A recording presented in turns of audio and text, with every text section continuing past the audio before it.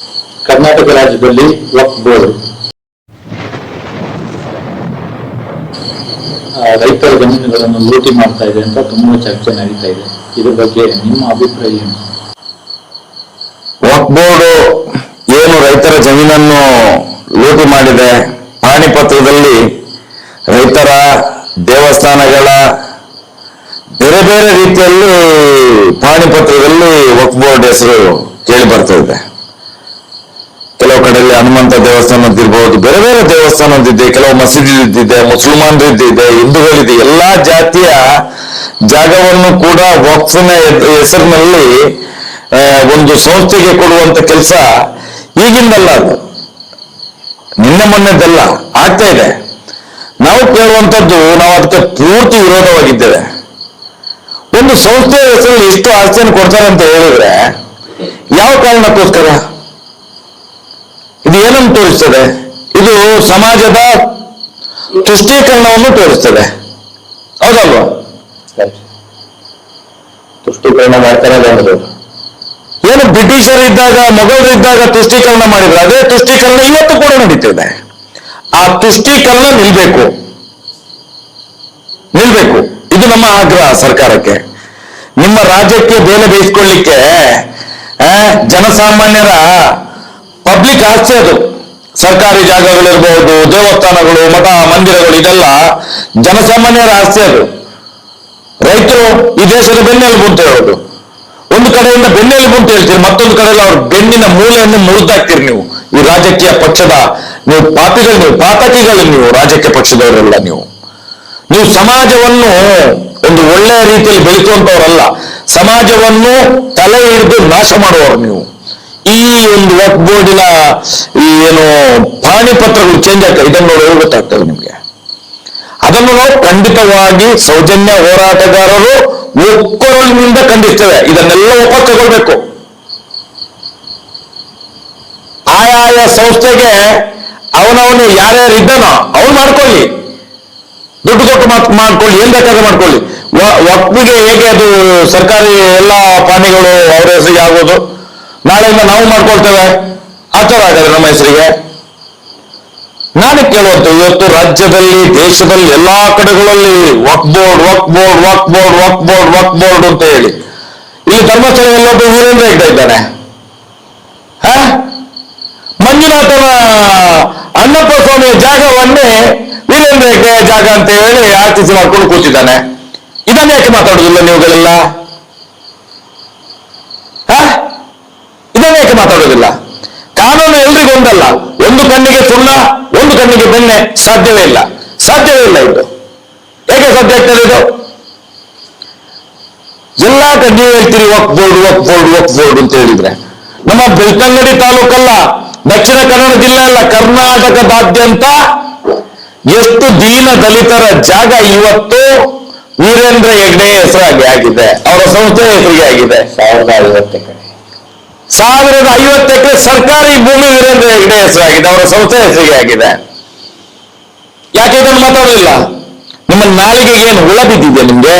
ಅಲ್ಲಿ ಮಾತಾಡ್ತೀರಲ್ಲ ಎಲ್ಲ ರಾಜಕೀಯ ಪಕ್ಷದ ನಾಯಕರು, ನೀನು ಮಾಡಿದ್ದು ಅವನ ಮುಖಕ್ಕೆ ಇವನು ಎಸೆಯುವುದು, ಇವನ ಮುಖಕ್ಕೆ ಅವನು ಎಸೆಯುವುದು.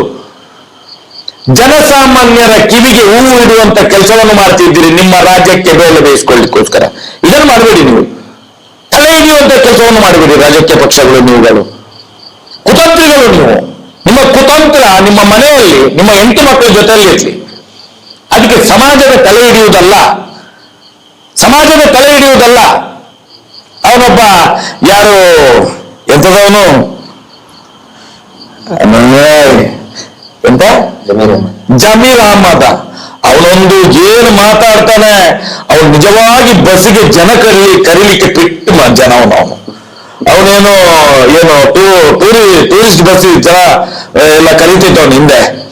ಎಲ್ಲಿಂದ ಕಾಸು ಮಾಡಿದ ಅವನು ಒಂದೊಂದ್ಸಲ ನಾಳೆಗೆ ಅರಿ ಬಿಡ್ತಾನಂತ ಹೇಳಿದ್ರೆ ಅವನಿಗೆ ಅಪ್ಪ ಯಾರು, ಅಮ್ಮ ಯಾರು, ಅಜ್ಜ ಯಾರು, ಅಜ್ಜಿ ಯಾರು ಏನಂತ ಗೊತ್ತಾಗೋದಿಲ್ಲ. ಇಡೀ ಸಮಾಜವನ್ನು ತಲೆ ಹಿಡಿಯುವ ಕೆಲಸ ಮಾಡ್ತಾರೆ ಇವರು ರಾಜ್ಯಕ್ಕೆ ಬೆಲೆ ಬೇಯಿಸಿಕೊಳ್ಳಿಕ್ಕೆ ಮಾತ್ರ. ನಾಳೆ ಬೇಕಾದ್ರೆ ಯಡಿಯೂರಪ್ಪನನ್ನು ಕೂಡ ಒಂದು ಸೀಟ್ ಕೊಡ್ತಾರೆ ಅಂತ ಅಪ್ಪ ಅಂತ ಕರೀತಾನೆ. ನಾಳೆ ನೋಡಿದ್ರೆ ಕಾಂಗ್ರೆಸ್ ಅಲ್ಲಿ ಇವತ್ತು ನೋಡಿದ್ರೆ ಬಿಜೆಪಿಯಲ್ಲಿ, ನಾಳೆ ನೋಡಿದ್ರೆ JDS, ಎಲ್ಲೆಲ್ಲಿ ಇರ್ತಾರೆ ಅಂತ ಗೊತ್ತಾಗೋದಿಲ್ಲ. ಇವರು ಏನ್ ಹೇಳ್ತಾರೆ, ವಕ್ಫ್ ಬೋರ್ಡ್ ಅಂತ ಹೇಳಿದ್ರೆ ಅದೊಂದು ಸಂಸ್ಥೆ. ಹೌದು ಸ್ವಾಮಿ, ಸಂಸ್ಥೆ ಅದು. ಮಠದ ಹೆಸರು ಅದಕ್ಕೆ ಹೋಗೋದು, ದೇವಸ್ಥಾನದ ಹೆಸರು ಹೇಗೆ ಹೋಗೋದಕ್ಕೆ? ನಾನು ಕೇಳೋ ಜನಗಳು ಎಷ್ಟು ಮೂರ್ಖರಿದ್ದೀರಿ ಸ್ವಾಮಿ, ಜನಗಳು ಎಷ್ಟು ಮೂರ್ಖರಿದ್ದೀರಿ. ನಾನು ಹೇಳುವಂಥದ್ದು ವಕ್ಫ್ ಮಾತ್ರ ಅಲ್ಲ, ಅದೊಂದು ದೊಡ್ಡ ಸಂಸ್ಥೆ, ಅದು ಸರ್ಕಾರಿ ಸಂಸ್ಥೆ, ಸರ್ಕಾರದ ಕೈಯಲ್ಲಿರುವಂಥದ್ದು. ವಕ್ಫ್ ಅಂತ ಹೇಳಿದ್ರೆ ಇವತ್ತು ಮುಸಲ್ಮಾನರ ಒಂದು ನಿಯೋಗ ಅದನ್ನು ಕಂಟ್ರೋಲ್ ಮಾಡ್ತದೆ ಬಿಟ್ರೆ ಅದು ಸರ್ಕಾರದ ಆಸ್ತಿ. ಇಲ್ಲೊಬ್ಬ ಪ್ರೈವೇಟ್ ವ್ಯಕ್ತಿ ವೀರೇಂದ್ರ ಹೆಗ್ಡೆ ಇಂದು ದೇವಸ್ಥಾನ ಮುಚ್ಚಿದ್ರೆ ನಿಮಗೆ ಕಾಣುದಿಲ್ವಾ? ಇದನ್ನು ಪ್ರಶ್ನೆ ಮಾಡಿ. ಇದು ನಮ್ಮ ನೋವು ಇರುವಂತದ್ದು. ಇದನ್ನ ಯಾಕೆ ಮಾಡುದಿಲ್ಲ ನೀವು? ಇದನ್ನು ನೀವು ಯಾಕೆ ಮಾಧ್ಯಮದವರು ಕೇಳುವುದಿಲ್ಲ? ಈಗ ಏನಾಗ್ತಾ ಇದೆ, ವಕ್ಫ್ ಬೋರ್ಡ್ದು ಹಿಂದಿಂತರನು ಕೂಡ ಎಷ್ಟೋ ಜನ ಸ್ವತಃ ಮುಸ್ಲಿಂ ಜನರೇ ವಕ್ಫ್ ಬೋರ್ಡ್ ವಿರುದ್ಧ ಕೋರ್ಟಿಗೆ ಹೋಗಿದ್ದಾರೆ. ಇದು ಯಾವ ರೀತಿ ಬಿಂಬಿಸ್ತಾ ಇದ್ದಾರೆ ಅಂತ ಹೇಳಿದ್ರೆ, ಈಗ ಅದರ ಬಗ್ಗೆ ಮಾತಾಡಿ ಹಿಂದೂ ವರ್ಸಸ್ ಮುಸ್ಲಿಂ ಅಂತ. ಆದ್ರೆ ಎಷ್ಟೋ ಜನರಿಗೆ ಗೊತ್ತಿಲ್ಲ, ಅನೇಕ ಜನ ಮುಸಲ್ಮಾನರು ಕೂಡ ವಕ್ಫ್ ಬೋರ್ಡ್ ವಿರುದ್ಧ ಕೋರ್ಟಿಗೆ ಹೋಗಿದ್ದಾರೆ. ಈ ನಮ್ಮ ಬಿಜಾಪುರದಲ್ಲಿ ಯಾಕೆ ಇದು ಜಾಸ್ತಿ ಆಗಿದೆ? ನಮ್ಮ ಬಿಜಾಪುರ, ಗುಲ್ಬರ್ಗ, ಈ ಬಿಜಾಪುರ ಬಹುಮನಿ ಸುಲ್ತಾನರಿದ್ದಿತ್ತು. ಸರ್ಕಾರ, ಹಿಂದಿನ ಸರ್ಕಾರಗಳು ತುಷ್ಟೀಕರಣ, ತಾವು ಹೇಳಿದಂಗೆ ತುಷ್ಟೀಕರಣ ಮಾಡಿ ಅದನ್ನ ಪೂರ್ತಿ ಹಾಗೆ ಬಿಟ್ಬಿಟ್ರು. ಸರ್ಕಾರ ತನ್ನ ವಶಕ್ಕೆ ಪಡೆದುಕೊಳ್ಳಿಲ್ಲ ಅದನ್ನ. ತುಷ್ಟೀಕರಣ ನೀತಿ. ಅದರಲ್ಲಿ ಎಷ್ಟೋ ಜನ ಈಗ ನಾವು ತಾವು ಹೇಳಿದಂಗೆ ನಮ್ಮ ಇಡೀ ಸೌಜನ್ಯ ಹೋರಾಟ ಸಮಿತಿ ಒಂದು ನಿರ್ಣಯ ತಗೊಂಡಿದೆ. ಇದೇನು ಜನಸಾಮಾನ್ಯರ ಆಸ್ತಿ ಇರ್ಬೋದು, ದೇವಸ್ಥಾನದ ಆಸ್ತಿ, ಮಠ ಮಂದಿರಗಳ ಆಸ್ತಿ, ರೈತರ ಆಸ್ತಿಯನ್ನ ವಕ್ಫ್ ಬೋರ್ಡ್ ತನ್ನ ನೋಟಿಸ್ ಕಳಿಸಿದೆ. ನಾವು ಅದರ ವಿರುದ್ಧನೇ ಇದ್ದೀವಿ, ಖಂಡಿತ ಅದರ ವಿರುದ್ಧ ಇದ್ದೀವಿ. ಇದು ಎಷ್ಟು ವರ್ಷದಿಂದ ಈ ವಿವಾದ ನಡೀತದೆ? ಬಹಳಷ್ಟು ವರ್ಷದಿಂದ ಇದೆ. ಈಗ ಅದು ಪ್ರಚಾರಕ್ಕೆ ಬರ್ತಾ ಇದೆ. ಪ್ರಚಾರ ಅಂತ ಹೇಳಿ ರಾಜಕೀಯ ಮಾಡ್ತಾ ಇದ್ದಾರೆ, ಅವಾಗಗೋಸ್ಕರ ಆಗುವಂತದ್ದು. ಇದರಲ್ಲಿ ಎಲ್ಲ ರಾಜಕೀಯ ಪಕ್ಷದ ನಾಯಕರಿದ್ದಾರೆ, ಎಲ್ರಿಗೂ ಗೊತ್ತಿದೆ. ಬಿಜೆಪಿ ಮೈನಾರಿಟಿ ಮೋರ್ಚಾ, ನಾನು ಅವಾಗ ಯುವ ಮೋರ್ಚಾ ಅಧ್ಯಕ್ಷ ಇದ್ದಾಗ, ಯಾವಾಗ 2007-8ರಲ್ಲಿ ಯಾವಾಗ ನಮ್ಮ ಜೊತೆಗೆ ಮೈನಾರಿಟಿ ಮೋರ್ಚಾ ಅದು ತುಂಬಾ ಆಕ್ಟಿವ್ ಆಗಿ ಕೆಲಸ ಮಾಡ್ತಿದ್ದು. ಎಲ್ಲಾ ಮೈನಾರಿಟಿ ಮೋರ್ಚಾದ ಸದಸ್ಯರು ಒಂದು ನಿರ್ಣಯ ಕೈಗೊಂಡಿದ್ರು ಅಗೇನ್ಸ್ಟ್ ವಕ್ಫ್ ಬೋರ್ಡ್. ಅನ್ವರ್ ಮಾಲ್ಪಾಡಿ ಅಂತ ಹೇಳಿ ಅದಾದ್ಮೇಲೆ ಮೈನಾರಿಟಿ ಇದ್ರದ್ದು ಅಧ್ಯಕ್ಷರಾಗಿದ್ರು ಮಂಗಳೂರಿನವರು. ಹೌದು, ಅವರೆಲ್ಲ ಅದರ ಅಗೇನ್ಸ್ಟ್ ಇದನ್ನ ಮಾಡಿದ್ರು. ಅದನ್ನ ವಕ್ಫ್ ಬೋರ್ಡ್ ಪೂರ್ತಿ ಇದು ಆಸ್ತಿ ಕಮಿಸ್ತಾ ಇದೆ ಅಂತ ಹೇಳಿ. ಇದು ಜನರಿಗೆ ಗೊತ್ತಾಗಬೇಕು. ಏನಾಗ್ತಾ ಇದೆ, ಹಿಂದೂ ಮುಸ್ಲಿಂ ಅಂತ ಮಾಡಕ್ ಹೊರಟಿದ್ದಾರೆ. ಆ ಜಮೀರ್ ಅಹಮದ್ಗೆ ಮೊದಲು ಬುದ್ಧಿ ಇಲ್ಲ ಅವನಿಗೆ. ಅವನು ತಾವು ಮಾತಾಡೋದು ಅವ್ರಿಗೆ ಇಲ್ಲಿ ಏನಾಗಿದೆ ಗೊತ್ತಾ ಸರ್, ಮುಸ್ಲಿಂ ನಾಯಕರಿಗೆ ಮುಸಲ್ಮಾನರನ್ನ ಹಿಂದೂಗಳ ವಿರುದ್ಧ ಎತ್ತಿ ಕಟ್ಟಬೇಕು, ಹಿಂದೂಗಳ ನಾಯಕರು ಅಂತ ಹೇಳ್ಕೊಳ್ಳೋರಿಗೆ ಹಿಂದೂಗಳನ್ನ ಮುಸ್ಲಿಮರ ವಿರುದ್ಧ ಎತ್ತಿ ಕಟ್ಟಬೇಕು. ಹೀಗೆ ಮಾಡಿ ಅವ್ರವ್ರ ಅಂಗಡಿಯನ್ನ ನಡೆಸ್ತಾ ಇರಬೇಕು. ಆದ್ರೆ ವಾಸ್ತವ ಏನಿದೆ ಅದು ಎಲ್ಲರೂ ಮರೆಮಾಚ್ತಾ ಇದ್ದಾರೆ. ರೈತರು ಆಸ್ತಿ ಎಲ್ಲರಿಗೂ ಗೊತ್ತಿದೆ. ಇದು ಈಗ ಪಾಪಿಗಳಿಂದ ನಮ್ಮಂತವರು ರಸ್ತೆಯಲ್ಲಿ ಇದ್ಕೊಂಡು ನಾವು ಹೋರಾಟ ಮಾಡಬೇಕು. ಇಷ್ಟು ವರ್ಷ ಆಯ್ತು ನೋಡಿ. ಸ್ವತಃ ವೀರೇಂದ್ರ ಹೆಗ್ಡೆ ಅವರ ಫ್ಯಾಮಿಲಿ ಹೈಕೋರ್ಟ್ ಮತ್ತೆ ಸುಪ್ರೀಂ ಕೋರ್ಟ್ ನಲ್ಲಿ ಅಫಿಡವಿಟ್ ಕೊಟ್ಟಿದ್ದಾರೆ, ಇದು ಹಿಂದೂಗಳ ಆಸ್ತಿ ಅಲ್ಲ, ಹಿಂದೂಗಳ ಧಾರ್ಮಿಕ ಕ್ಷೇತ್ರನೇ ಅಲ್ಲ. 1974ರಲ್ಲಿ ಹಾಕಿದ್ದಾರೆ. ಅದಕ್ಕಿಂತ ಬಿಫೋರ್ ಇದ್ದಿದ್ದವರು ರತ್ನವರ್ಮ ಹೆಗಡೆ ಅವರು. 1969ಕ್ಕಿಂತ ಮುಂಚೆ ಇದ್ದಿದ್ದವರು. ಇವರು ಏನೋ ಪಟ್ಟ ಏರಿದ್ದು 1969ರ ನಂತರ 68ಕ್ಕೆ. ಅದಕ್ಕಿಂತ ಬಿಫೋರ್ ಅವಾಗ್ಲೇನೆ ಹಾಕಿದ್ದಾರೆ ಅವರು. ಹಾಗಿದ್ರೆ ಯಾಕೆ ಅದ್ರ ಬಗ್ಗೆ ಮಾತಾಡ್ತಾ ಇಲ್ಲ? ಇಲ್ಲಿ ಏನೋ ಮಾಡ್ತಾ ಇದ್ದಾರೆ. ಹಂಗಿದ್ರೆ ಅವ್ರು ಮಾಡಿದ್ರೆ ನಡಿಬೋದಾ? ಇನ್ನೊಂದು ಪ್ರಮುಖ ವಿಷಯ ಸರ್, ಮೊನ್ನೆ ಹೋಗಿದ್ದೆ ಯಲ್ಲಾರ್ಪುರಕ್ಕೆ. ಅಲ್ಲಿ ಜ್ವಾಲಾಮಾಲ ಅಂತೇಳಿ, ಜ್ವಾಲಾಮಾಲಿನಿ ಅದು ಒಂದು ಮಠ, ಆ ಮಠದ ಹೆಸರು ಜ್ವಾಲಾಮಾಲಿ. ಅದು ಬಹಳ ದೊಡ್ಡ ಮಠ ಅದು. ಆ ನಂತರ ಬಹಳ ಮಿಸ್ಟೀರಿಯಸ್ ಆಗಿ, ಆಶ್ಚರ್ಯಕರವಾಗಿ ಆ ಸ್ವಾಮೀಜಿಗಳು ಸಾಯ್ತಾರೆ. ಅದ್ರ ಬಗ್ಗೆ ನಾವು ಮುಂದಿನ ದಿನದಲ್ಲಿ ಮಾತಾಡ್ತೀನಿ. ಬೇರೆ ಬೇರೆ ಇನ್ನೂ ಅದ್ರ ಬಗ್ಗೆ ನಡೀತಾ ಇದೆ. ಅವ್ರು ತೀರ್ಕೊಂಡ ನಂತರ ಧರ್ಮಸ್ಥಳದವರು ಟೇಕ್ ಓವರ್ ಮಾಡ್ತಾರೆ. ವೀರೇಂದ್ರ ಹೆಗ್ಡೆ ಅವರ ಆಪ್ತರೇ ಈಗ ಅಲ್ಲಿ ಆಡಳಿತಾಧಿಕಾರಿಗಳು ಇರೋದು. ಜ್ವಾಲಾಮಾಲಿನಿ ಅನ್ನುವಂಥದ್ದು ಜೈನರ ದೇವಿ ಅದು. ನನ್ನಲ್ಲೂ ಕೂಡ ಇದೆ ಜ್ವಾಲಾಮಾಲಿನಿ ಅನ್ನುವಂಥ ದೇವಿ, ನನ್ನಲ್ಲೂ ಕೂಡ ಇದೆ. ನಾವು ದೇವಿಯನ್ನು ಆರಾಧನೆ ಮಾಡ್ತೇವೆ. ಯಾವುದು ದೇವಿಯ ಹೆಸರು ಕಂಡ್ರೆ ದೇವಿ, ಅದು ಯಾವ್ದಾಗ್ಲಿ ಅದು ನಮ್ಮ ದೇವರು ಅಂತ ಹೇಳಿ. ಆದ್ರೆ ಅದು ವೀರಶೈವ ಲಿಂಗಾಯತರ ಮಠ. ಈಗ ಅದಕ್ಕೆ ನೀವು ಹೋಗಿ ನೋಡಿದ್ರಿಂದ ಅದು ಈಗ ಅಲ್ಲಿ ಜ್ವಾಲಾಮಾನ್ಯ ಆಗಿರ್ಬೋದು. ಯಾವಾಗ ಕೊರೋನಾದ ಸಂದರ್ಭದಲ್ಲಿ ಆದಂತ ಘಟನೆ ಅದೆಲ್ಲ ಈಗ ಟ್ರಾನ್ಸ್ಫರ್ ಆಗಿದ್ದಲ್ಲ. ಆದ್ರಿಂದ ಅದು ಈಗ ಅಲ್ಲಿ ಜ್ವಾಲಾಮಾನ್ಯ ಅಂತ ಹೇಳಿ ಬೋರ್ಡ್ ಹಾಕಿರ್ಬೋದು. ಯಾಕಂತ ಹೇಳಿದ್ರೆ ಈಗ ಇಲ್ಲಿ ಉಪ್ಪಿನಂಗಡಿ ಯಾರೋ ಅದನ್ನ ನಡೆಸ್ತಾ ಇದ್ದಾರೆ. ಧರ್ಮಸ್ಥಳದ ಜನಗಳೇ ಇರುವುದಲ್ಲಿ ಈಗ. ಅಲ್ಲ, ಅದನ್ನ ಈಗಲೂ ಕೂಡ ನೀವು ಯಾರೇ ಕೇಳಿದ್ರು ಕೂಡ ಅಂತಲ್ಲಿ ಅದನ್ನ ಮಠ ಅಂತಾನೆ ಹೇಳ್ತಾರೆ, ಮಠ ಅಂತಾನೆ ಹೇಳ್ತಾರೆ. ಈಗ ಅದಕ್ಕಿಂತ ಜಾಸ್ತಿ ಮುಖ್ಯವಾದದ್ದು ಏನಂದ್ರೆ, ಇಲ್ಲಿ ನಾನು ಬಹಳ ಕ್ಲಿಯರ್ ಆಗಿ ಹೇಳ್ತಾ ಇದ್ದೀನಿ, ಜೈನರ ವಿರುದ್ಧ ಅಲ್ಲ, ಅಲ್ಲಿ ಜೈನರೇ ವೀರೇಂದ್ರ ಹೆಗ್ಗಡೆ ವಿರುದ್ಧ ನಿಂತ್ಕೊಂಡಿದ್ದಾರೆ. ಯಾಕಂತ ಹೇಳಿದ್ರೆ ಅಲ್ಲಿ 70 ಮನೆಗಳು, ಯಲ್ಲಾರ್ಪುರದ 70 ಮನೆಗಳಲ್ಲಿ ಅದರಲ್ಲಿ ಬಹುತೇಕರು ಜೈನರ ಮನೆಗಳಿವೆ.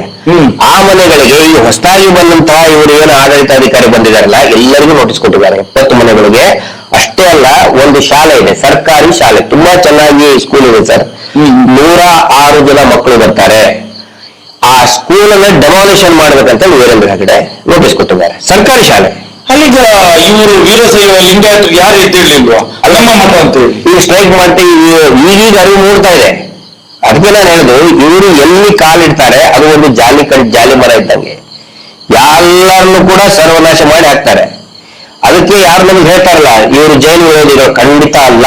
ಅಲ್ಲಿ ಸ್ವತಃ ಜೈಲು ಕುಟುಂಬದವರೇ ವೀರೇಂದ್ರ ಹೆಗ್ಗಡೆ ವಿರುದ್ಧ ಅವ್ರು ಸ್ಟ್ರೈಕ್ ಮಾಡ್ತೀವಿ ಅಂತ ಹೇಳ್ತಾ ಇದ್ದಾರೆ.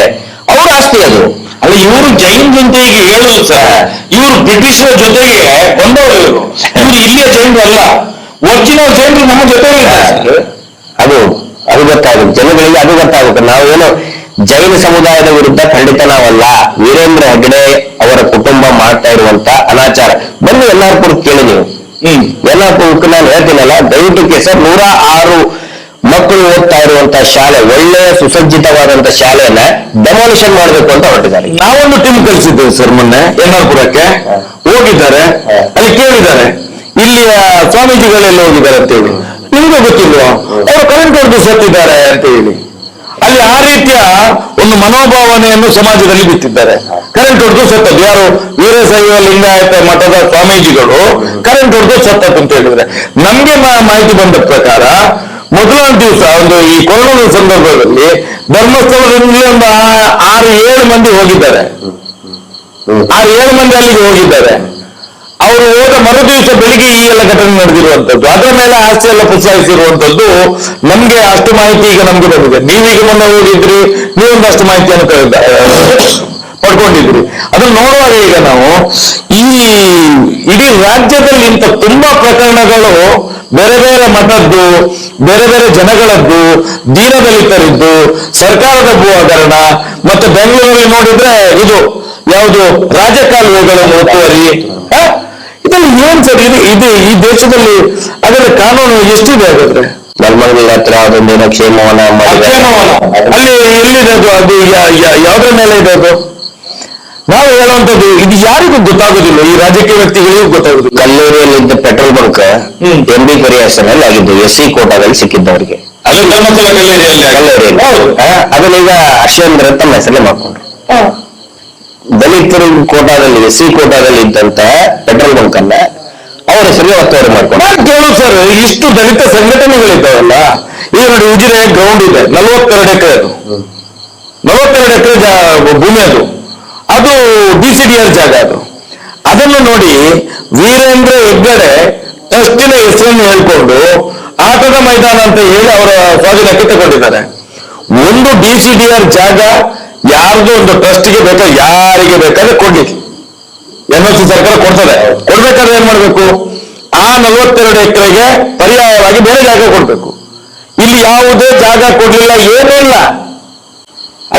ಅವ್ರಿಗೆ ಕೊಡ್ಬೇಕು. ಅವರಿಗೆ ಏನು ಅವಶ್ಯಕತೆ ಇದೆ? ಟ್ರಸ್ಟ್ ಏನು ಅವಶ್ಯಕತೆ ಇದೆ? ಸಾವಿರಾರು ಕೋಟಿ ಬಿದ್ದಿದೆ, ಸಾವಿರಾರು ಎಕರೆ ತಗೊಂಡಿದೆ ಅವರ ಹೆಸರಲ್ಲಿ. ಮತ್ತು ಎಲ್ಲಾನು ಅವರಿಗೆ ಈಗ ಇಲ್ಲಿ ನೋಡಿ, ಅಲ್ಲಿ ಇಂಜಿನಿಯರ್ ಕಾಲೇಜ್ ಅಂತ ಇರ್ತಾರಲ್ಲ, ನ್ಯಾಚುರೋಪತಿ ಕಾಲೇಜು, ಅದು ನೆನಪು ಸರ್, ಗೋಮಾಳದ ಜಾಗ ಸರ್ ಅದು. ಉಜಿರೆಯಲ್ಲಿ ಗೋಮಾಳ ಇಲ್ಲ.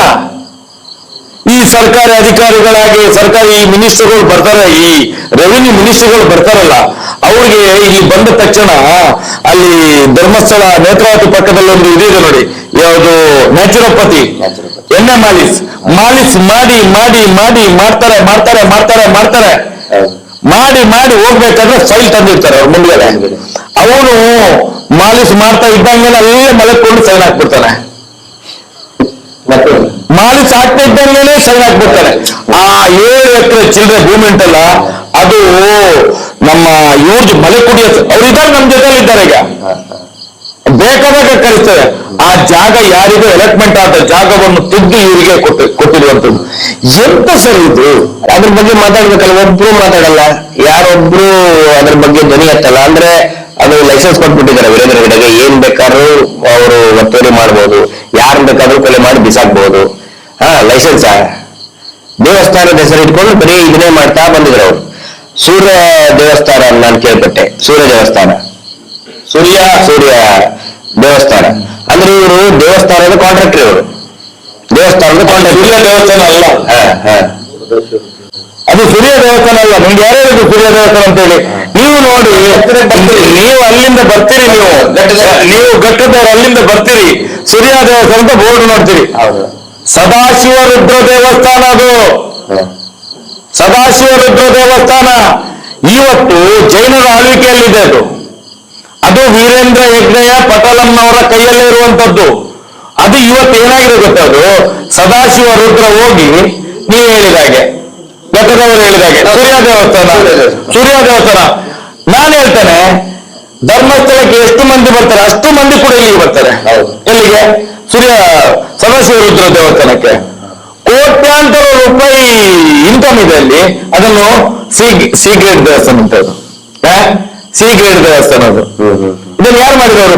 ಈಗ ನೋಡಿದ್ರೆ ಅದು ಇಂದಿನ ಕಾಲದಲ್ಲಿ ಸದಾಶಿವ ರುದ್ರ ದೇವಸ್ಥಾನ ಅಂತ ಹೇಳಿ ಕುಡುಮದ ಮಂಜುನಾಥ ಸ್ವಾಮಿ, ಕುಡುಮದ ಇದೆಯಲ್ಲ, ಕುಡುಮದ ಭೂತ, ಕುಡುಮದ ಮಂಜುನಾಥ ಸ್ವಾಮಿ, ನಮ್ದು ಉಜಿರೆ ಜನಾರ್ದನ ಸ್ವಾಮಿ ದೇವಸ್ಥಾನ, ಇದು ಸದಾಶಿವ ರುದ್ರ ದೇವಸ್ಥಾನ. ಇದೆಲ್ಲ ಎಂಡೋಮೆಂಟ್ ಪಟ್ಟಿಯಲ್ಲಿದ್ದ ದೇವಸ್ಥಾನಗಳು ಈಗಲೂ ಕೂಡ.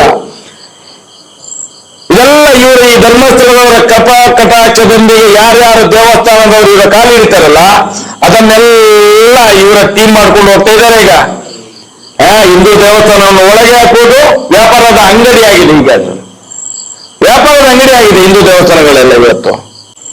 ಈಗ ಯಾವಾಗ ಇಲ್ಲಿ ಈ ವಿಷಯನ ನಾವು ಎತ್ತಿದೀವಿ, ಈಗ ಬೇರೆ ಬೇರೆ ಶ್ರೀಗಳನ್ನೆಲ್ಲ ಕರೆಸೋದು, ಒಂದೊಂದು ಇದನ್ನು 2 ಸರಿ ಉದ್ಘಾಟನೆ ಮಾಡಿಸೋದು, ಅದು ನಮ್ಮ ನೋಡಿ ಶೃಂಗೇರಿ ಗುರುಗಳು, ಆಮೇಲೆ ಶಂಕರಾಚಾರ್ಯರು ಸ್ಥಾಪನೆ ಮಾಡಿದಂತ ಪೀಠಗಳು, ಈಗ ಅವ್ರನ್ನ ಕರೆಸಿ ಈಗ ಏನಂತ ಹೇಳಿದ್ರೆ ಒಂದು ಪ್ರಚಾರ ತಗೊಂಡು ನಾವು ಏನೋ ಹಿಂದೂ ಪರವಾಗಿದ್ದೇವೆ, ಈ ತರ ಏನೋ ಒಂದು ಪ್ಯಾಚಪ್ ಏನೋ ಮಾಡ್ತಾ ಇದ್ದಾರೆ ಅವ್ರೀಗ.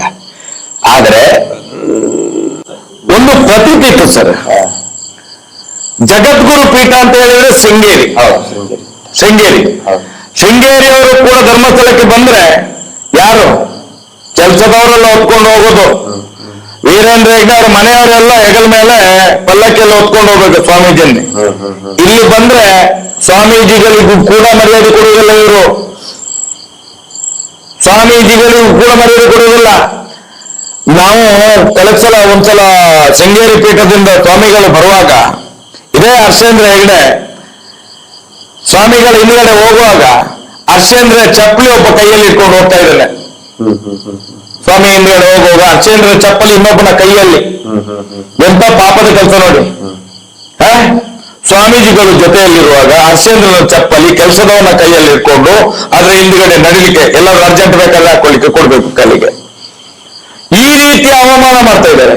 ಈಗ ನೋಡಿ, ಯಾವಾಗ ನಾವು ಮೊನ್ನೆಯಿಂದ ಪ್ರಾರಂಭ ಮಾಡಿದ್ವಲ್ಲ, ಹಿಂದೂ ದೇವಸ್ಥಾನವನ್ನು ಕಬಳಿಸಿದ್ದಾರೆ, ದೇವಸ್ಥಾನದ ಮಂಜುನಾಥ ಸ್ವಾಮಿ RTC ವೀರೇಂದ್ರ ಹೆಗ್ಡೆ ಶ್ರೀಗಾಗಿದೆ ಅಂತ ಹೇಳಿದ ಮೇಲೆ ಈಗ ಕಂಚಿ ಕಾಮಕೋಟಿಯ ಶ್ರೀಗಳಿಂದ ಮೊನ್ನೆಯಿಂದ ಏನು ಪೂಜೆ, ಏನು ಅವನ, ಏನು ಮಂತ್ರಗಳು, ಏನು ತಂತ್ರಗಳು, ಏನು ಕುತಂತ್ರಗಳು, ಮತ್ತೆ ಹೊಗಳುದು. ನಾನು ಹೇಳುದು, ಈ ನಾಮರ್ದಿ ಹಿಂದೂ ಸ್ವಾಮಿಗಳಿಗೆಲ್ಲ ಆದ್ರೂ ಮಾನ ಮರ್ಯಾದೆ ಇದೆ ಇವರಿಗೆ? ಇಡೀ ವಿಶ್ವವೇ ಇವತ್ತು ಧರ್ಮಸ್ಥಳದ ಕಡೆ ನೋಡ್ತಾ ಇದೆ, ಏನು ಅನ್ಯಾಯ ಆಗ್ತಿದೆ ಅಂತೇಳಿ. ಆದ್ರೆ ಇಷ್ಟು ಗೊತ್ತಾಗುದಿಲ್ಲ. ನಾನು ಮೊನ್ನೆ ತಮಿಳುನಾಡಿಗೆ ಫೋನ್ ಮಾಡಿದೆ, ಆ ಕಂಚಿ ಕಾಮಕೋಟಿಯ ಸ್ವಾಮೀಜಿಗೆ ಸ್ವಲ್ಪ ಏನಾದ್ರೂ ಬುದ್ಧಿ ಹೇಳಿ. ನೇರವಾಗಿ ಎದ್ದುಕೊಂಡು ಬರೋದಲ್ಲ. ಇವತ್ತು ಮಹೇಶ್ ಶೆಟ್ಟಿ ಕೂಡ ಒಂದು ದೊಡ್ಡ ಸಭೆ ಆಗ್ತದೆ ಅಂತ ಹೇಳಿದ್ರೆ ಎಷ್ಟು ಜನ ಸೇರ್ತಾರೆ ಅಂತ ಕೇಳ್ತಾರೆ. ಅಲ್ಲಿ ಯಾರ್ಯಾರು ಗೆಸ್ಟ್ ಬರ್ತಾರೆ, ಕರೆಯುವಂತ ವ್ಯಕ್ತಿ ಹೇಗೆ ಅಂತ ಹೇಳಿ. ಒಂದು ಇಷ್ಟು ಜಗದ್ಗುರು ಪೀಠ ಅಂತ ಹೇಳ್ತೇವೆ ನಾವು, ಕಂಚಿ ಕಾಮಕೋಟಿಯನ್ನು, ಅದಕ್ಕೆ ತಲೆಬಾಗಿ ನಮಿಸ್ತೇವೆ ನಾವು. ಒಬ್ಬ ಹಿಂದೂ ಸ್ವಾಮೀಜಿಯವರು ಯಾರೋ ಒಬ್ಬ ಕರೆದು ನೇರ ಬರ್ತಾರಲ್ಲ ಇವರು ಎಲ್ಲಿಗೆ ಬಂದದ್ದು? ಮೀಟರ್ ಬಡ್ಡಿ ದಂಧ ಮಾಡುವವರ ಕಾಲ ಬುಡಕ್ಕೆ ಬಂದದ್ದ? ಸರ್ಕಾರಿ ಭೂ ಹಗರಣವನ್ನು ನುಂಗಿ ತೇಗಿದಂತ ಒಂದು ಜನಗಳ ಕಾಲ ಬುಡಕ್ಕೆ ಬಂದದ್ದ? ಸಾವಿರಾರು ಕೋಟಿ ಆಸ್ತಿಯ ಒಂದು ದುಡ್ಡಿನ ಭೂಮಿ ಆಕ್ರಮಣ ಮಾಡಿದಂತ ಅವರ ಇದಕ್ಕೆ ಬರೋದ? ಲಕ್ಷಾಂತರ ಕೋಟಿ ದುಡ್ಡನ್ನು ಬಡ್ಡಿಗೆ ಕೊಟ್ಟವರ ಕಾಲ ಬುಡಕ್ಕೆ ಬರುವುದು ಇವರೆಲ್ಲ. ಈಗ ನೋಡಿ, 2 ವರ್ಷ ಆಯ್ತು ಅನ್ನಪೂರ್ಣ ಛತ್ರ ಓಪನ್ ಆಗಿ, ವೀರೇಂದ್ರ ಹೆಗ್ಗಡೆ ಮಾಡಿರುವಂತದ್ದು. ಇವತ್ತು ಕೂಡ ನಾಳೆ 14 ತಾರೀಕಿಗೆ ಕಂಚಿ ಕಾಮಕೋಟಿಯ ಕೈಯಿಂದ ಉದ್ಘಾಟನೆ. ಅಲ್ಲ, ಇದರಲ್ಲಿ ಮಾಡ್ತಾರಲ್ಲ ಸರ್, ನಮ್ ಕಡೆ ಒಂದು ಗುಲ್ಬರ್ಗ ಕಡೆ ಒಂದು ಗಾದೆ ಮಾತೈತೆ, ಹಳೆ ಕಲ್ಲು ಹೊಸ ಬಿಲ್ಲು ಅಂತ. ಅದೇಗೆ ಅಂದ್ರೆ ಒಂದೇ ಕಟ್ಟಡ ಇರ್ತದೆ, ಸರ್ಕಾರಿ ಕಟ್ಟಡ. ಯಾರ್ಯಾರು ಹೊಸದಾಗಿ MLA ಬರ್ತಾರೆ, ಹೊಸದಾಗಿ ಯಾರು ಬಂದ್ರೆ ಅವ್ರ ಕಡೆ ಅಂತ ಒಂದು ಪೇಂಟ್ ಹೊಡೆದು ರಿಬ್ಬನ್ ಸುತ್ತೋದು, ಅದಕ್ಕೆ ಕಟ್ ಮಾಡೋದು. ಮಳೆ ಒಂದು 3 ಬಾಗಿಲು. ಹಳೆ ಕಲ್ಲು ಹೊಸ ಬಿಲ್ಲು ಅಂತಾರೆ. ಹಳೆ ಕಲ್ಲು ಹೊಸ ಬಿಲ್ಲು ಅಂತಾರೆ. ಆ ಕಲ್ಲು ಅದೇ ಇರ್ತದೆ. ಬಿಲ್ ಹೊಸದಾಗಿ ಮಾಡಕ್ಕೆ ಹೊಸ ಇವರು ಬಂದ ಮೇಲೆ ಅವ್ರ ಕಡೆ ಕಟ್ ಮಾಡಿಸೋದು, ಜನಗಳಿಗೆ ಈಗ ಮಾಡಿದ್ರು ಅಂತ. ಅದೆಲ್ಲ ಕಟ್ಟು ಮಾಡಿಸಿ ಮಾಡಿಸಿ ಮಾಡಿಸಿ ಮಾಡಿಸಿ ಇಡೀ ಸಮಾಜ, ಹಿಂದೂ ಸಮಾಜವನ್ನೇ ಕಟ್ಟು ಮಾಡಿ ಬಿಟ್ಟಿದ್ದಾರಲ್ಲ. ಇವತ್ತು ಹಿಂದೂ ಸಮಾಜ ಹೊಡೆದು ಸಾಯ್ತಾ ಇದೆ ಸ್ವಾಮಿ. ರಾಜಕೀಯವಾಗಿ, ಧಾರ್ಮಿಕವಾಗಿ, ಧಾರ್ಮಿಕ ಭಯೋತ್ಪಾದನೆಯಲ್ಲಿ ನಡೀತಿದೆ ಸರ್. ಅದು ಧಾರ್ಮಿಕ ಭಯೋತ್ಪಾದನೆ. ಹಿಂದೂ ನಾಯಕರು ಮಾತಾಡೋದಿಲ್ಲ ನೋಡಿ, ಒಂದು ಭಗವದ್ಗೀತೆ ಇಲ್ಲ ಅಲ್ಲಿ. ಇವ್ರು ಹೇಳ್ತಾರಲ್ಲ, ಇವತ್ತು ಸ್ವಾಮೀಜಿ ಬಂದಿದ್ದಾರಲ್ಲ, ಒಂದು ಹಿಂದೂ ಧ್ವಜ, ಭಗವದ್ಗೀತ. ಈ ಸಲ ಆದ್ರೂ ಒಂದು ಜಗದ್ಗುರು ಪೀಠದ ಸ್ವಾಮೀಜಿ ಬರುವಾಗಾದ್ರೂ ಮಂಜುನಾಥ ದೇವಸ್ಥಾನದ ಮೇಲೆ ಒಂದು ಭಗವದ್ಗೀತ ಆಗ್ಬೇಕಿತ್ತಲ್ಲ, ನೋಡಿ ತೋರಿಸಿ. ಅಲ್ಲ, ಪುಣ್ಯ ಸ್ವಾಮೀಜಿಯನ್ನ ಕೇಸರಿ ಇದರಲ್ಲಿ ಹಾಕೊಂಡು ಹೋಗಿ ಬಿಟ್ಟಿದ್ದಾರೆ, ಜಲ್ಲಿ ಹಾಕೊಂಡು ಹೋಗಿ ಬಿಟ್ಟಿದ್ದಾರೆ. ಇಲ್ಲ ಬುದ್ಧಿಗೆ ಅವರು ಏನೋ ಪುಣ್ಯಕ್ಕೆ ನಾನು ಹೇಳುವಂತದ್ದು, ಅವರನ್ನು ಪೂರ್ತಿ ಬಟ್ಟೆಯಲ್ಲಿ ಕರ್ಕೊಂಡೋಗಿದ್ದೇ ದೊಡ್ಡ ವಿಶೇಷ. ಅದು ಏನು ಅರಬೆತ್ತಲು ಮಾಡಿ ಕರ್ಕೊಂಡು ಹೋಗ್ಲಿಲ್ಲ, ನಮ್ಮಾಗೆ ಇರ್ಬೇಕು ಅಂತ ಹೇಳಿ. ಯಾಕಂತ ಹೇಳಿದ್ರೆ ಇದು ಹಿಂದೂ ದೇವಸ್ಥಾನ ಅಲ್ಲ, ಇದು ಜೈನರದ್ದು ಅಂತ ಹೇಳಿ ಅವರನ್ನೇನೋ ಅರಬೆತ್ತಲು ಮಾಡಲಿಲ್ಲ ಪುಣ್ಯಕ್ಕೆ. ಇದೊಂದು ಒಳ್ಳೆ ಸುದ್ದಿ ನಮ್ಗೆ, ಹಿಂದೂ ಹೋರಾಟಗಾರರಿಗೆ. ಜನಗಳು ಅರ್ಥ ಮಾಡ್ಕೋಬೇಕು. ಈ ಬರೀ ಪ್ರಚಾರದಲ್ಲಿ, ಟಿವಿ ಪ್ರಚಾರದಲ್ಲಿ ಇವರು ಪ್ರಶಸ್ತಿ ತಗೊಳ್ಳೋದು, ಪ್ರಶಸ್ತಿ ತಗೊಳ್ಳೋದಂದ್ರೆ ದುಡ್ಡು ಕೊಟ್ಟು ಖರೀದಿ ಮಾಡೋದು. ಆದ್ರೆ ವಾಸ್ತವ ಏನು ನಡೀತಾ ಇದೆ, ದೇವರನ್ನ ವ್ಯಾಪಾರ ಮಾಡೋದ್ರ ಬಗ್ಗೆ ಎಷ್ಟು ವ್ಯಾಪಾರ ಮಾಡ್ತಾ ಇದ್ದಾರೆ. ಮಂಜುನಾಥ ಸ್ವಾಮಿನ ಇಟ್ಟು ಸ್ವತಃ ಅವರೇ ಹೇಳ್ತಾರೆ, ಮಂಜುನಾಥ ಸ್ವಾಮಿ ಇದು ಹಿಂದೂಗಳ ದೇವಸ್ಥಾನ ಅಲ್ಲ ಅಂತೇಳಿ. ಬಡ್ಡಿ ದಂಧೆ ಮಾಡ್ಬೇಕಾದ್ರೆ ಮಂಜುನಾಥ ಸ್ವಾಮಿ ಫೋಟೋ ಇಡ್ತಾರೆ. ಜನಗಳಿಗೆ ಇದು ಗೊತ್ತು ಆಗಬೇಕು ಅನ್ನೋದು ಪ್ರಯತ್ನ ನಮ್ದು. ಅಲ್ಲ ಸರ್, ನಿಮ್ಮ ಹತ್ರ ನಾನೊಂದು ಪ್ರಶ್ನೆ. ನೀವು ಪೊಲೀಸ್ ಇಲಾಖೆಯಲ್ಲಿ ಕೆಲಸ ಮಾಡಿದವರು, ನಿಮ್ಗೊಂದಷ್ಟು ಅದರ ಒಳಗಿನ ಮಾಹಿತಿಗಳು, CBI, COD, ಪೊಲೀಸ್ ಇಲಾಖೆ, ಕಾರ್ಯಾಂಗದ ವ್ಯವಸ್ಥೆಗಳು, IT, ED, ಅದು ಇದೆಲ್ಲ ಸ್ವಲ್ಪ ಅದು ನಿಮ್ಗೆ ಜ್ಞಾನ ಇರ್ಬೋದು ಸರ್. ನಮ್ಗೇನ್ ಗೊತ್ತಿಲ್ಲ, ನಾವು ಅನ್ಪಡುವ ಜನರಿಗೆಲ್ಲ. ಆದ್ರೆ ಸರ್, ಈಗ ನಿರ್ಮಲಾ ಸೀತಾರಾಮಣ್ಣ ಯಾರು, ನಿರ್ಮಲಾ ಸೀತಾರಾಮಣ್ಣ ನಾಲ್ವಾ ಎಲ್ಲ ಬರ್ತಾ ಇದ್ದಾರೆ ಅವರು, ಫೈನಾನ್ಸ್ ಮಿನಿಸ್ಟರ್, ದುಡ್ಡಿನವರು. ನಾನು ಕೇಳುವಂತದ್ದು, ಇಲ್ಲೆಲ್ಲ ಹೇಳ್ತಾರೆ ಇಂಟೆಲಿಜೆನ್ಸ್ ಅಂತ ಹೇಳಿ. ಈಗ ಧರ್ಮಸ್ಥಳದಲ್ಲಿ ಒಂದು ಇಷ್ಟು ದೊಡ್ಡ ಅವ್ಯವಹಾರಗಳು, ಇಷ್ಟು ಕೊಲೆಗಳಾಗಿದ್ದಾವೆ, ಇಷ್ಟು 12 ವರ್ಷದಿಂದ ಹೋರಾಟ ಆಗ್ತಾ ಇದೆ. ಈ ದೇಶದಲ್ಲಿ ಇಂಟೆಲಿಜೆನ್ಸ್ ಸತ್ತಿದೆಯಾ? ಏನಾದ್ರು ಉಂಟು ಅಂತ ಆದ್ರೆ ಇವ್ರಿಗೆ ಯಾರು ಮಾಹಿತಿ ಕೊಡುವವರಿಲ್ಲ. ಧರ್ಮಸ್ಥಳಕ್ಕೆ ಹೋಗ್ಬೇಕಾದ್ರೆ ಸ್ವಲ್ಪ ಯೋಚನೆ ಮಾಡಿ. ಇಲ್ಲಿ ವಾರಕ್ಕೆ ಸಾವಿರಾರು ಕೋಟಿ ಬ್ಲ್ಯಾಕ್ ಮನಿ ಟರ್ನ್ ಆಗ್ತಾ ಇದೆ. ನೀವು ಹೋದ್ರೆ ನಾಳೆ ನಿಮ್ಮ ಸರ್ಕಾರಕ್ಕೂ ಮುಜುಗರ ಆಗ್ತದೆ ಮುಂದಿನ ದಿನಗಳಲ್ಲಿ. ಹಾಗೆ ಆಗ್ತದೆ. ಉದಾಹರಣೆಗೆ ನೋಡಿ, ನಿಮ್ಗೆ ಬೇಕಾದ್ರೆ ಒಂದು ವಿಡಿಯೋ ಕೊಡ್ತೇನೆ ನಾನು. ಮೊನ್ನೆ ಮಂಡ್ಯದಲ್ಲಿ ನಾವೆಲ್ಲ ಹೋಗಿ ಹೋರಾಟ ಮಾಡಿದ್ರು. ಪಾಪ ಏನಾದ್ರು ಅವ್ರಿಗೆ ದುಡ್ಡು ಸಿಗಬೇಕು ಅಂತ ಹೋರಾಟ ಮಾಡಿದ್ರು. ಪಾಪದವರಿಗೆ ಕೊಟ್ಟು ಮನೆಗೆ ಕೊಂಡೋಗಿ 10 ಲಕ್ಷ ಕೊಟ್ಟರು. ಮಹಾಲಕ್ಷ್ಮಿಯ ಕೇಸಿನಲ್ಲಿ ಮಲ್ಲಣ್ಣನಿಗೆ 10 ಲಕ್ಷ ಕೊಟ್ಟರು. ನಿಮ್ಮ ಹತ್ರ ಒಂದು ಪ್ರಶ್ನೆ ನನ್ನ ಹತ್ರ. 10 ಲಕ್ಷ ಕ್ಯಾಶ್ ಈಗಿನ ಆಧುನಿಕ ಯುಗದಲ್ಲಿ ನಮ್ಮ ಮಾನ್ಯ ಮೋದಿಜಿಯವರ ಒಂದು ಇದಿದಲ್ಲ, ಫೋನ್ ಪೇ, ಗೂಗಲ್ ಪೇ, ಮತ್ತೆ ಗೋಣಿ ಪೇ, ತೊಟ್ಟೆ ಪೇ, ತೈಲಿ ಪೇ ಎಲ್ಲ ಉಂಟಲ್ಲ. ಹಾಗಾದ್ರೆ ಈ 10 ಲಕ್ಷ ಕ್ಯಾಶ್ ಕೊಂಡೋಗಿ ಅಪ್ಪ ಮಗನ ಕೈಯಲ್ಲಿ ಕೊಟ್ಟಿದ್ದಾರಲ್ಲ, ಇದಕ್ಕೆ ದಾಖಲೆ ಏನಿದೆ? Settlement pay. ಹಾಗಾದ್ರೆ ಇದು ಬ್ಲಾಕ್ ಮನಿ. Settle pay. ನಾನು ಹೇಳುವಂತದ್ದು, ಈ ಇಂಟೆಲಿಜೆನ್ಸ್ ಎಲ್ಲ ಇದೆ ಅಲ್ಲ, ಆ ತಾಯಿಯನ್ನು ಆತ್ಮಹತ್ಯೆ ಮಾಡಿಕೊಂಡು ಸತ್ತಿದ್ದಾಳೆ, ಹೋರಾಟ ಆಗಿದೆ, ಇಷ್ಟು ಪೇಪರ್ ಅಲ್ಲಿ ಬಂದಿದೆ, ಯೂಟ್ಯೂಬರ್ಸ್ಗಳು ಎಲ್ಲ ಮಾತಾಡಿದಾರಲ್ಲ, ಅಲ್ಲಿ ತಹಸೀಲ್ದಾರ್ ಇದ್ದುಕೊಂಡೇ ಕೊಟ್ಟದ್ದಲ್ಲ, ತಾಲೂಕು ದಂಡ ಅಧಿಕಾರಿ ಅಲ್ವಾ, ಒಬ್ಬ ಚುನಾಯಿತ ಪ್ರತಿನಿಧಿ ಶಾಸಕರಿದ್ದದ್ದಲ್ಲಿ 10 ಲಕ್ಷ ಕ್ಯಾಶ್ ಕೊಟ್ರಲ್ಲ, ಏನ್ ಕ್ರಮ ಕೈಗೊಳ್ತದೆ ಈ ಸರ್ಕಾರ, ಈ ಇಡಿ, ಈ ಪಿಡಿ? ಏನ್ ಸರ್ ಇದು? ಸುಮಾರು ಜನ ಕೇಳ್ತಿರ್ತಾರೆ ನಮ್ಗೆ, ಇಂಟೆಲಿಜೆನ್ಸ್ ಇಲ್ವಾ, ಇಷ್ಟೊಂದೆಲ್ಲ ಬ್ಲಾಕ್ ದಂಧೆ ನಡೀತಾ ಇದೆ, ಅಕ್ರಮ ನಡೀತಾ ಇದೆ, ಫೈನಾನ್ಸ್ ಮಿನಿಸ್ಟರ್ನೇ ಕರೆಸ್ತಾರೆ, ಇಂಟೆಲಿಜೆನ್ಸ್ ಇಲ್ವಾ ಅಂತ ಹೇಳಿ. ಇಂಟೆಲಿಜೆನ್ಸ್ ಹೆಂಗ್ ವರ್ಕ್ ಆಗುತ್ತೆ ಅಂತ ಹೇಳಿದ್ರೆ, ಇಂಟೆಲಿಜೆನ್ಸ್ ಅಂತಂದ್ರೆ ಮೊಬೈಲ್ ನಲ್ಲಿ ಇರುವಂತಹ ಒಂದು ಆಪ್ ಇದ್ದಂಗೆ. ಆ ಆಪ್ ವರ್ಕ್ ಮಾಡ್ಬೇಕಂತ ಹೇಳಿದ್ರೆ ಅದು ಆಕ್ಟಿವೇಟ್ ಮಾಡ್ಬೇಕದ್ನ, ಅಂದ್ರೆ ಇನ್ಸ್ಟಾಲ್ ಮಾಡ್ಕೋಬೇಕದ್ನ. ಈಗ ಅದನ್ನ ಇನ್ಆಕ್ಟಿವೇಟ್ ಮಾಡಿಬಿಟ್ರೆ, ಈಗ ವೀರೇಂದ್ರ ಹೆಗಡೆ ಸಂಬಂಧಪಟ್ಟಂತೆ ಅದನ್ನ ಇನ್ಆಕ್ಟಿವೇಟ್ ಮಾಡಿಬಿಟ್ಟಿರ್ತಾರೆ. ಅದನ್ನ ಆಕ್ಟಿವೇಟ್ ಮಾಡ್ಬೇಕಲ್ಲ, ಆಕ್ಟಿವೇಟ್ ಮಾಡಿದಾಗ ಅದು ವರ್ಕ್ ಆಗುತ್ತೆ. ಇಲ್ಲ ಅಂತ ಹೇಳಿದ್ರೆ ಮಾಹಿತಿ ಇಂಟೆಲಿಜೆನ್ಸ್ ಇದ್ದೇ ಇದೆ, ಖಂಡಿತ ಇದೆ. ಇವ್ರು ಏನ್ ಮಾಡ್ತಾ ಇದ್ದಾರೆ, ಇದನ್ನೆಲ್ಲರೂ ಕೂಡ ಅರ್ಥ ಮಾಡ್ಕೋಬೇಕು. ನಿರ್ಮಲಾ ಸೀತಾರಾಮನ್ ಮೇಡಮ್ ಒಬ್ಬರೇ ಬಂದಿರೋದಲ್ಲ, ಮೋದಿಜಿಯವರೊಬ್ಬರೇ ಬಂದಿರೋದಲ್ಲ, ಹಿಂದೆ ಇಂದಿರಾ ಗಾಂಧಿ ಅವರನ್ನು ಕೂಡ ಕರೆಸಿದ್ದಾರೆ, ರಾಜೀವ್ ಗಾಂಧಿ ಅವ್ರನ್ನು ಕರೆಸಿದ್ದಾರೆ, ದೇವೇಗೌಡರಂತರೂ ಈ ಏನು ಮಂಗಳೂರು ಉಡುಪಿ ಹೆಂಗೆ ರೆಗ್ಯುಲರ್ ಬಸ್ ಓಡಾಡ್ತಾರೆ ಹಂಗೆ ದೇವೇಗೌಡರು ರೆಗ್ಯುಲರ್ ಆಗಿ ಬರ್ತಾರೆ, ಅಲ್ಲಿ ಬರ್ತಾರೆ ಹೋಗ್ತಾರೆ. ಮುಖ್ಯಮಂತ್ರಿಗಳಂತೂ ಲೆಕ್ಕಕ್ಕಿಲ್ಲ. ಯಾಕೆ ಬರ್ತಾರೆ ಅಂತ ಹೇಳಿದ್ರೆ, ರಾಜಕಾರಣಿಗಳಿಗೆ ಇಷ್ಟೊಂದು ಕೋಟಿಗಟ್ಟಲೆ ಸಂಖ್ಯೆಯ ಭಕ್ತರಿದಾರಲ್ಲ, ಎಲ್ಲಿ ಏನಾದ್ರೂ ಆಕ್ಷನ್ ತಗೊಂಡ್ಬಿಟ್ರೆ ಭಕ್ತರಿಗೆ ಏನಾದ್ರೂ ಇದನ್ನಾಗುತ್ತೋ ಅನ್ನೋ ದೃಷ್ಟಿಯಿಂದ ಸುಮ್ಮನೆ ಇರ್ತಾರೆ. ಆದ್ರೆ ಈಗ ಏನಾಗಿದೆ, ಈ ಸೌಜನ್ಯ ಹೋರಾಟದಿಂದ ಜನಸಾಮಾನ್ಯರಿಗೆ ವೀರೇಂದ್ರ ಹೆಗ್ಗಡೆ ಅವರ ನಾಟಕ ಕಂಪನಿ ಮಾಡ್ತಾ ಇರೋದು ಪ್ರತಿಯೊಬ್ಬರಿಗೂ ಕೂಡ ಗೊತ್ತಾಗಿದೆ. ಈ ಹೋರಾಟದ ವಿಷಯ ಪ್ರತಿಯೊಬ್ಬರಲ್ಲೂ ಕೂಡ ಇದೆ. ಆ ನಂತರ ಒಂದು ತಮ್ಮ ಗಮನಕ್ಕೆ ಮತ್ತು ಎಲ್ಲರ ಗಮನಕ್ಕೆ ತರ್ತಾ ಇದ್ದೀನಿ, ಆಸಾರಾಮ್ ಬಾಪು ಮುಂದೆ ಇವ್ರು ಏನೂ ಅಲ್ಲ, ವೀರೇಂದ್ರ ಹೆಗ್ಗಡೆ ಏನೂ ಅಲ್ಲ. ಲಕ್ಷಾಂತರ ಕೋಟಿ ಆಸ್ತಿ ಒಡೆಯ ಆತ. ಇವ್ರಿಗೆ ಬರೀ ಒಂದು ರಾಜ್ಯದಲ್ಲಿದೆ, ಅವನು 5 ರಾಜ್ಯದಲ್ಲಿ ಅವನು ಸಾಮ್ರಾಜ್ಯ.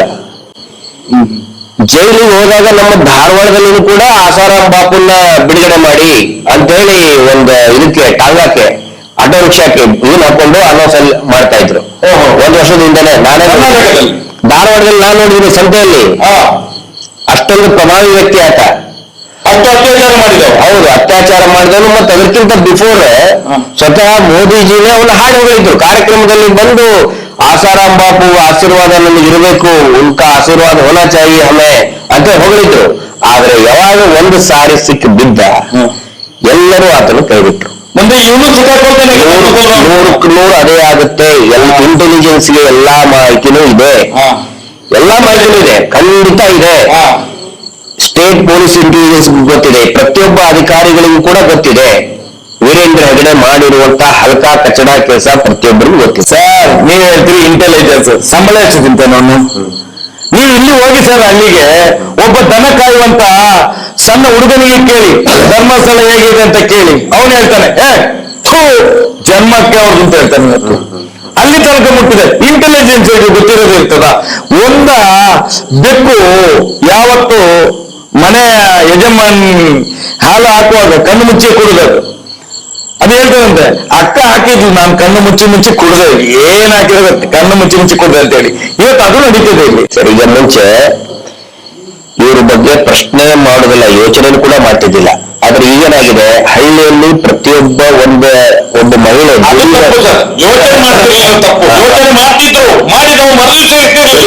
ಇರ್ತಿರ್ಲಿಲ್ಲ. ಅದು ಇಲ್ಲಿ ಇಡೀ ನಮ್ಮ ಉತ್ತರ ಕರ್ನಾಟಕದ ಘಟ್ಟದವ್ರ ಬಗ್ಗೆ ನಾನು ಹೇಳ್ತಾ ಇದ್ದೀನಿ. ನಾನು ಘಟ್ಟದವನಲ್ಲ, ಅದಕ್ಕೆ ಯಾಕಂದ್ರೆ ಸುಮಾರು ಜನ ನಾನು ಘಟ್ಟದವ್ರು ಅಂತ ನನಗೆ ಬರೀತಾರೆ. ಹೌದು, ನಾನು ಘಟ್ಟದವರು ಮತ್ತು ಘಟ್ಟದವನೇ ಅಂತಾನೆ ಹೇಳ್ಬೇಕು ನಾನು. ನಮ್ಮ ಕಡೆ ಬಹಳ ಭಕ್ತಿ ಇಂತರ ಅಂದ್ರೆ ದೇವಸ್ಥಾನದ ಬಗ್ಗೆ ಇದ್ದೇ ಇರ್ತದೆ. ಯಾವತ್ತಿಗೂ ಕೂಡ ನಾವು ದೇವಸ್ಥಾನದ ಭಕ್ತರೇನು. ಆದ್ರೆ ವೀರೇಂದ್ರ ಹೆಗ್ಗಡೆ ಬಗ್ಗೆ ಪ್ರಶ್ನೆ ಮಾಡೋಕ್ಕೂ ಯೋಚನೆ ಮಾಡ್ತಾ ಇರ್ಲಿಲ್ಲ. ಆದ್ರೆ ಇವತ್ತು ಒಬ್ಬ ಸಾಮಾನ್ಯ ಮಹಿಳೆ, ಕೆಲಸ ಮಾಡುವಂತ ಮಹಿಳೆಗೆ ಎಷ್ಟೊಂದು ಅಗಾಧ ಜಾಗೃತಿ ಬಂದಿದೆ ಅಂತ ಹೇಳಿದ್ರೆ, ದುಡ್ಡು ಯಾರು ನಿಮ್ಮ ಅಪ್ಪನ ಮನೆದ ಅಂತ ಕೇಳ್ತಾ ಇದ್ದಾರೆ SKDR ಡಿಪಿದವರು. ನಿಮ್ಮ ಅಪ್ಪನ ಮನೆ ದುಡ್ಡ? ನಮ್ದು ಸರ್, ನಾವು ಕಟ್ಟೋರು, ಟ್ಯಾಕ್ಸ್ ಕಟ್ಟೋರು ನಾವು. ಅಲ್ಲಿ ನಮ್ಮಿಂತ್ರ ಬರೋದಾಗ ಬ್ಯಾಂಕಿಗೆ ಯಾರು ದುಡ್ಡು? ಜನಸಾಮಾನ್ಯರ ದುಡ್ಡು ಅಂತ ಕೇಳುವಂತ ಒಂದು ಜಾಗೃತಿ ಬಂದಿದೆ. ಆ ನಂತರ ನೋಡಿ, ಹಿಂದೆ ಇವ್ರೇನ್ ಮಾಡ್ತಿದ್ರು, ಎಲ್ಲಾ ಜಡ್ಜಸ್ಗಳಿಗೂ ಕೂಡ ಏನೋ ಒಂದು ಈ ದೇವಸ್ಥಾನದ ಮೇಲೆ ಭಕ್ತಿ ಬಂದವರಿಗೆಲ್ಲ ಅವರೇ ನಾನು ಹೇಳಿದೆ, ಇವ್ರ ಕೆಲಸ ಏನು, ಸಿದ್ಧಾಂತ ಏನೋ, ಒಂದು ಸೆಟ್ಟಿಂಗು, ಇನ್ನೊಂದು ಫಿಟ್ಟಿಂಗು. ಆಫೀಸರ್ಸ್ಗಳಿಗೆ ಮತ್ತು ನ್ಯಾಯಾಂಗದ ಅಧಿಕಾರಿಗಳಿಗೆ ನ್ಯಾಯಾಂಗಕ್ಕೆ ಸೆಟ್ಟಿಂಗು. ಆ ನಂತರ ಹೋರಾಟಗಾರ ಮಾಡಿದ್ರೆ ಅವ್ರ ಅಗೇನ್ಸ್ಟ್ ಫಿಟ್ಟಿಂಗ್ ಇಡೋದು.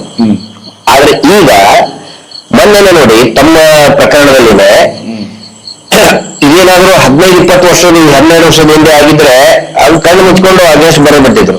ಆದ್ರೆ ಈಗ ಏನಾಗಿದೆ, ಪ್ರತಿಯೊಬ್ರು ಕೂಡ ನಾವು ಹೀಗಾಗಿ ನಾವು ನ್ಯಾಯಾಂಗವನ್ನ ಜಡ್ಜ್ಗಳಿಗೆ ನಾವು ಘೋಷಣೆ ಮಾಡ್ತಾ ಇಲ್ಲ. ಅವರಿಗೂ ಕೂಡ ಈ ಹೋರಾಟದ ಫಲವಾಗಿ ಇವರ ಅಸಲಿ ಮುಖ ಗೊತ್ತಾಗ್ತಾ ಇದೆ. ಪದರವಾಗಿ ಹಂಗೆ ಈರುಳ್ಳಿ ಪದರವಾಗಿ ಬಿಚ್ತಾ ಹೋಗ್ತಾ ಇರ್ತಲ್ಲ, ಹಂಗೆ ಇವರ ಮುಖವಾಡ ಪದರವಾಗಿ ಬಿಚ್ತಾ ಹೋಗ್ತಾ ಇದೆ. ಅದು ಹೋರಾಟದ ಯಶಸ್ಸು, ಹೋರಾಟದ ಪ್ರತಿಫಲ. ಅದಕ್ಕೆ ಪ್ರತಿಯಾಗಿ ನಾನು ನಿಮ್ಗೆ ಹೇಳ್ತೇನೆ, ಮೊನ್ನೆ ಸೌದತ್ತಿಯಲ್ಲಿ ಒಂದು ಕೇಸ್ ನೋಡಿದ್ವಿ ನಾವು. ಮೊನ್ನೆ ಹೋಗೋಗಲ್ಲಿ ಲಾಯರ್ ಹೇಳ್ತಾರೆ ಮಹೇಶ್ ಶೆಟ್ಟರ ಕೇಸ ಅಂತ ಹೇಳಿ 30 ಮಂದಿ ನನ್ನ ಕೇಸಿಗೆ ನಾವು ವಕಾಲತ್ ಆಗ್ತೇವೆ ಅಂತ ಹೇಳಿ ಸೈನ್ ಮಾಡಿದ್ದಾರೆ. 30 ಜನ ವಕೀಲರು ಸೌದತ್ತಿಯಲ್ಲಿ. ಮೊನ್ನೆ ಈಗ ಧಾರವಾಡಕ್ಕೆ 50ಕ್ಕಿಂತ ಹೆಚ್ಚು ವಕೀಲರುಗಳು ಮಹೇಶ್ ಶೆಟ್ಟರ ಕೇಸ ಇದ್ದು ನಮ್ಮ ವಕೀಲರ ಹತ್ರ ಮಹೇಶ್ ಶೆಟ್ಟರ ಕೇಸ್, ಹೌದು ನಮ್ದು ವಕಾಲತ್ ಇರ್ಲಿ ಅಂತೇಳಿ 50 ಜನರ ಮೇಲೆ ಈಗ ಸೈನ್ ಮಾಡ್ತಾ ಇದ್ದಾರೆ. ಶ್ರುತಿ ಬೆಳ್ಳಕ್ಕಿ ಅಂತೇಳಿ ಒಬ್ಬ ಯಂಗ್ ಅಡ್ವೊಕೇಟ್. ನಾವಲ್ಲಿ ಕೋರ್ಟ್ ಅಲ್ಲಿ ನಿಂತಾಗ ಕೆಳಗಡೆ ಟೀ ಕುಡಕ್ ಬಂದಾಗ ಅಡ್ವೊಕೇಟ್ಸ್ ಎಲ್ಲರೂ ಬಂದ್ರು. ನಾನು ಅದನ್ನ ಹೇಳಬೇಕು. ಇವ್ರು ಯಾಕೆ ಅಲ್ಲಿ ಹಾಕ್ತಾ ಇದ್ರು ಅಂತ ಹೇಳಿದ್ರೆ, ಮಹೇಶ್ ಶೆಟ್ಟರ್ಗೆ ಅಂದ್ರೆ ದೇವಸ್ಥಾನಕ್ಕೆ ಅಪಮಾನ ಮಾಡಿದ್ರು ಅಂತೇಳಿ ಹಾಕ್ತಾ ಇದ್ರಲ್ಲ. ಮಹೇಶ್ ಶೆಟ್ಟರಿಗೆ ಉತ್ತರ ಕರ್ನಾಟಕ ಏನು ಗೊತ್ತು, ಅಲ್ಲಿ ಯಾರು ವಕೀಲರು ಗೊತ್ತಿರಲ್ಲ, ಏನಿಲ್ಲ ಅಂತ. ಆದ್ರೆ ಏನಾಗಿದೆ, ಅಲ್ಲಿ ಮಹೇಶ್ ಶೆಟ್ಟರು ಹೋಗಿ ನಿಂತ್ಕೊಂಡ್ರೆ ಅವ್ರ ಸುತ್ತಲೂ ಒಂದು 10 ಜನ ಸಮಾಜದ ಬಗ್ಗೆ ಕಾಳಜಿ ಇರುವಂತ ವಕೀಲರು ಸುತ್ತುವರಿತಾರೆ, ಫೋಟೋ ತೆಗೆಸ್ಕೊಳ್ತಾರೆ, ನಾವು ನಿಮ್ಮ ಜೊತೆಗಿದ್ದೇವೆ. ಈ ಜಿಲ್ಲೆಯ ಈ ತಾಲೂಕಿನ ನ್ಯಾಯವಾದಿಗಳು ಈ ಹೋರಾಟದ ಜೊತೆಗಿದ್ದಾರೆ ಅನ್ನೋ ಅವರ ಒಂದು ಏನು ಕಾನ್ಫಿಡೆನ್ಸ್, ಒಂದು ಆತ್ಮವಿಶ್ವಾಸವನ್ನ ಈ ಹೋರಾಟ ಕೊಡ್ತಾ ಇದ್ದಾರೆ. ಇದು ಈ ವೀರೇಂದ್ರ ಹೆಗಡೆ ನಾಟಕ ಕಂಪನಿ ಗೊತ್ತಿರಬೇಕು. ತುಮಕೂರು ಶಿರಾದಲ್ಲಿ ನಾವು ಅವರಿಗೆ ಅಭಿನಂದನೆಯನ್ನ ಸಲ್ಲಿಸ್ತೀವಿ. ಆ ಎಲ್ಲಾ ನ್ಯಾಯವಾದಿಗಳಿಗೆ, ವಿಶೇಷವಾಗಿ ಹಿರಿಯ ವಕೀಲರು ಇರ್ಬೋದು, ಕಿರಿಯ ವಕೀಲರು ಇರ್ಬೋದು, ನಾವು ಈ ಹೋರಾಟದ ಜೊತೆಗಿದ್ದೇವೆ, ನಾವು ವಕಾಲತ್ತಿಗೆ ಸೈನ್ ಮಾಡ್ತೀವಿ ಅಂತೇಳಿ ಸವದತ್ತಿಯಲ್ಲಿ 30 ಜನ, ಧಾರವಾಡದಲ್ಲಿ 50ಕ್ಕಿಂತ ಹೆಚ್ಚು ಜನ ನಾವು ಸೈನ್ ಹಾಕ್ತೀವಿ. ಯಾಕಂದ್ರೆ ನೋಡಿ, ಈ ದೇಶದಲ್ಲಿ ಅನೇಕ ಹೋರಾಟಗಳು ಚಾಲ್ತಿಯಲ್ಲಿ ಬಂದಿದ್ದು, ಯಶಸ್ಸು ಕಂಡಿದ್ದು ಈ ನ್ಯಾಯವಾದಿಗಳ ಒಂದು ಸಹಕಾರದಿಂದ. ಮಹಾತ್ಮ ಗಾಂಧೀಜಿ ಏನಿದ್ರು, ಯುವಜನ ಅಡ್ವೊಕೇಟ್. ವಲ್ಲಭಾಯಿ ಪಟೇಲ್ ಏನಿದ್ರು, ಯುವಜನ ಅಡ್ವೊಕೇಟ್. ಜವಾಹರ್ಲಾಲ್ ನೆಹರು ಏನಿದ್ರು, ಅಡ್ವೊಕೇಟ್. ಅನೇಕ ಹೋರಾಟಗಳು, ಅಷ್ಟೇ ಅಲ್ಲ, ರೈತ ಹೋರಾಟಗಾರರು, ದಲಿತ ಹೋರಾಟಗಾರರು ಎಲ್ಲರೂ ಕೂಡ ಏನಿದ್ದು ಅಡ್ವೊಕೇಟ್ ಇದ್ದಿದ್ದು.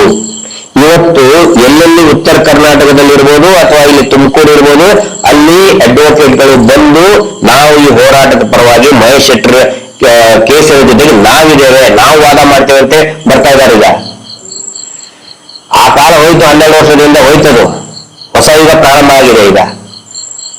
ಅಲ್ಲ, ಸಮಾಜದಲ್ಲಿ ಏನಂತ ಇವರು ಏನಂತ ತಿಳ್ಕೊಂಡಿದ್ದಾರೆ, ನಮ್ಮನ್ನು ಕೆರಳಿಸಿ ನಾವು ಇಷ್ಟ ತನಕ ಕಾನೂನಿನ ಬಗ್ಗೆ ನಂಬಿಕೆ ಇಟ್ಟು ಹೋರಾಟ ಮಾಡ್ಕೊಂಡು ಬಂದವರು. ನಾವೇನು ನಕ್ಸಲೇಟ್ಗಳಲ್ಲ, ಏನೂ ಅಲ್ಲ. ಈ ದೇಶದ ಒಂದು ಸಮಾಜದ ಮಧ್ಯದಲ್ಲಿ ನಿಂತ್ಕೊಂಡು ಹೋರಾಟ ಮಾಡುವವರು, ನ್ಯಾಯ ಬೇಕು ಅಂತ ಹೇಳಿ ಜನರ ಮಧ್ಯದಲ್ಲಿ ನಿಂತ್ಕೊಂಡು ಎಲ್ಲೋ ಕೂತ್ಕೊಂಡು ಹೋರಾಟ ಮಾಡುವವರಲ್ಲ ನಾವು. ಆದ್ರೂ ಕೂಡ ನಮ್ಮ ಬಗ್ಗೆ ನೋಡಿ, ನಂಬಿಕೆ ಇದ್ದದ್ರಿಂದ ಅವರನ್ನು ಯಾವ ಒಂದು ಕಾನ್ಸ್ಟಿಟ್ಯೂನ್ಸಿ ಮೇಲೆ ನಂಬಿಕೆ ಇದೆ, ಯಾವ ಇದ್ರ ಮೇಲೆ, ಕಾನೂನಿನ ಮೇಲೆ ನಮ್ಗೆ ನಂಬಿಕೆ ಇತ್ತು. ಅದನ್ನೇ ಪ್ರತಿಪಾದನೆ ಮಾಡಿ 12 ವರ್ಷದಿಂದ ಕಾಯ್ತಾ ಇದ್ದೇವೆ. ನಾವೇನಿಲ್ಲಿ ಪೆಟ್ಟು ಮಾಡ್ಲಿಕ್ಕೆ, ಕಲ್ಲು ಹೊಡಿಲಿಕ್ಕೆ, ಏನು ಮಾಡ್ಲಿಕ್ಕೆ ಹೋಗ್ಲಿಲ್ಲ. ನ್ಯಾಯಯುತವಾಗಿ ನ್ಯಾಯ ಸಿಗಬೇಕು. ಆದ್ರೆ ನಮ್ಮನ್ನು ಎಲ್ಲಿ ಸಿಕ್ಕಿಸಬೇಕು, ಇಲ್ಲೇ ಸಿಕ್ಕಿಸಿ ಹಾಕ್ಬೇಕು. ನ್ಯಾಯದ ವಿರುದ್ಧ ಇದ್ದಾನೆ ಅಂತ ಹೇಳಿ ಸುಳ್ಳು ಕೇಸನ್ನು ಮಾಡಿಸಿದ್ರು. ಇವನು ನ್ಯಾಯದ ವಿರುದ್ಧ ಇದ್ದಾನೆ. ಇವತ್ತು ಏನಾಗಿದೆ ಅಂತ ಹೇಳಿದ್ರೆ, ಆ ನ್ಯಾಯ ದೇವತೆ ಓದಲ್ಲಿ 30, 50, 70 ವಕೀಲರನ್ನು ಜೋಡಿಸಿ ನಮ್ಮ ಕೈಗೆ ಕೊಡ್ತಾ ಇದ್ದಾರೆ. ಇದು ಶಕ್ತಿ ಅಲ್ಲ ಸರ್, ಸೌಜನ್ಯ ಶಕ್ತಿ, ಮತ್ತೆ ಅಣ್ಣಪ್ಪ ಸ್ವಾಮಿಯ ಶಕ್ತಿ. ಇದು ಸತ್ಯದ ಹೋರಾಟ. ಇದು ಅದಕ್ಕೋಸ್ಕರ ಮುಂದಿನ ದಿನಗಳಲ್ಲಿ ನಾವು ಹೇಳುವಂಥದ್ದು, ನೀವು ಹೇಳಿದಾಗೆ ದೇವಸ್ಥಾನ ವಕ್ಫ್ ಏನೇ ಇರಲಿ, ಏನು ಸಮಾಜದ ವಿರುದ್ಧ ಯಾರು ಕೆಲಸ ಯಾವನೇ ಮಾಡ್ಲಿ, ಈ ದೇಶದ ಪ್ರಧಾನಿ ಮಾಡಿದ್ರು ಕೂಡ ಪ್ರಶ್ನೆ ಮಾಡ್ತೇವೆ ನಾವು. ಏನ್ ಹೇಳ್ತೀವಿ ಸರ್? ನಾವು ಯಾರ ಆಸ್ತಿ ಅಲ್ಲ, ಪ್ರತಿಯೊಬ್ಬರು ನಾವು ಈ ಸನಾತನ ಹಿಂದೂ ಧರ್ಮದ ಆಸ್ತಿಗಳು ನಾವು. ಆ ದೃಷ್ಟಿಯಿಂದ ನಮ್ಗೆ ಯಾರ ಮೇಲೆ ದ್ವೇಷ ಇಲ್ಲ. ಯಾರು ಸನಾತನ ಹಿಂದೂ ಧರ್ಮವನ್ನು ಅವಹೇಳನ ಮಾಡ್ತಾನೆ ಅವನ ವಿರುದ್ಧ ನಾವು ಇದ್ದೇ ಇದ್ದೇವೆ. ಸರ್, ಇಲ್ಲಿ ನಾನು ನೋಡಿದ್ದು ಒಂದು ಅಬ್ಸರ್ವ್ ಮಾಡಿದ್ದು, ನಾವು ಮಂಗಳೂರು ಈ ಕರಾವಳಿ ಅಂತ ಹೇಳಿದ್ರೆ ಮುಂಚಿತ ನಾವು ಅನ್ಕೊಂಡಿದ್ದು ಹಿಂದೂ ಪ್ರತಿಭಟನೆ ಮಾಡುವಂತ ಭದ್ರಕೋಟೆ, ಹಿಂದುತ್ವದ ಭದ್ರಕೋಟೆ ಅಂತ ಹೇಳಿ. ಆದ್ರೆ ಇಲ್ಲಿ ಬಂದ ಮೇಲೆ ನಾನು ಅಬ್ಸರ್ವ್ ಮಾಡಿದ್, ನಾನು ಇದ್ರದ್ದು ಈ ಧರ್ಮದ ಎಕ್ಸ್ಪರ್ಟ್ ಅಲ್ಲ, ನಾನು ತಮ್ಮಗೆ ನನ್ನ ಧರ್ಮದ ಇದು ನನ್ನ ವಿಷಯ ಅಲ್ಲ. ಆದ್ರೆ ನಾನು ನೋಡಿದ್ದೇನಂತ ಹೇಳಿದ್ರೆ, ಇಲ್ಲಿ ಈಗ ಅತ್ಯಾಚಾರದ ವಿಷಯ ಬಂದಾಗ ಅವನು ಮುಸ್ಲಿಂನಾಗಿದ್ರೆ ಜೋರಾಗಿ ಮಾತಾಡ್ತಾರೆ. ಹಂಗೆ ಭಾಷಣ ಮಾಡ್ಬೇಕಾದ್ರೆ ನೆಕ್ಸ್ಟ್ ಡೇನೆ ಆ ಭಾಷಣಕಾರ ಲೀಡರ್ ಪಕ್ಕದವನ್ನೇ ಹಿಡ್ಕೊಂಡು ಹೋಗ್ತಾರೆ. ಅವನು ಹಿಂದೂ ಆಗಿರ್ತಾನೆ, ಹಿಂದೂ ಅನ್ಕೊಳ್ತಾರೆ, ಪ್ರತಿಭಟನೆ ಮಾಡದೆ ನಿಲ್ಲಿಸ್ಬಿಡ್ತಾರೆ. ಹಂಗಿದ್ರೆ ಅದು ಹಿಂದುತ್ವನ. ಆನಂತರ ಈ ಗೋ ಸಾಗಾಣಿಕೆ ಮಾಡೋದು, ಗೋ ಸಾಗಾಣಿಕೆ ಮಾಡೋದ್ರಲ್ಲಿ ಅಕಸ್ಮಾತ್ ಆಗಿ ಗಟ್ಟಿಯಾಗಿ ನಿಂತ್ಕೊಂಡ್ರೆ ಇಲ್ಲಿ ಅಕ್ರಮ ಗೋ ಸಾಗಾಣಿಕೆನೇ ಆಗುದಿಲ್ಲ. ನನಗೆ ಗೊತ್ತಿದೆ, ನಾನು ಡಿಪಾರ್ಟ್ಮೆಂಟ್ ನಲ್ಲಿ ಇದ್ದಾನು. ಅದಾದ್ಮೇಲೂ ಕೂಡ ಸಂಘಟನೆ ಪರವಾಗಿ ಹೋರಾಟ ಮಾಡಿದನು. ಒಳಗಡೆ ವಿಷಯ ಏನಂತ ಹೇಳಿದ್ರೆ, ಇವತ್ತಿಗೂ ಕೂಡ ಕೇರಳಕ್ಕೆ ಗೋವಾಕ್ಕೆ ಅಕ್ರಮವಾಗಿ ಗೋ ಸಾಗಾಣಿಕೆ ಆಗ್ತಾನೆ ಇದೆ. ಇದರಲ್ಲಿ ಸಂಘಟನೆ ಪ್ರಮುಖರು ಇದ್ದಾರೆ ಸರ್, ಪ್ರಮುಖರು ಇದ್ದಾರೆ. ಎಷ್ಟೋ ಸಲ ಹಿಡಿದು ಕೊಟ್ಟಾಯ್ತು, ಆದ್ರೂ ಅವರು ನಿಜ ಮಾಡ್ತಾರೆ.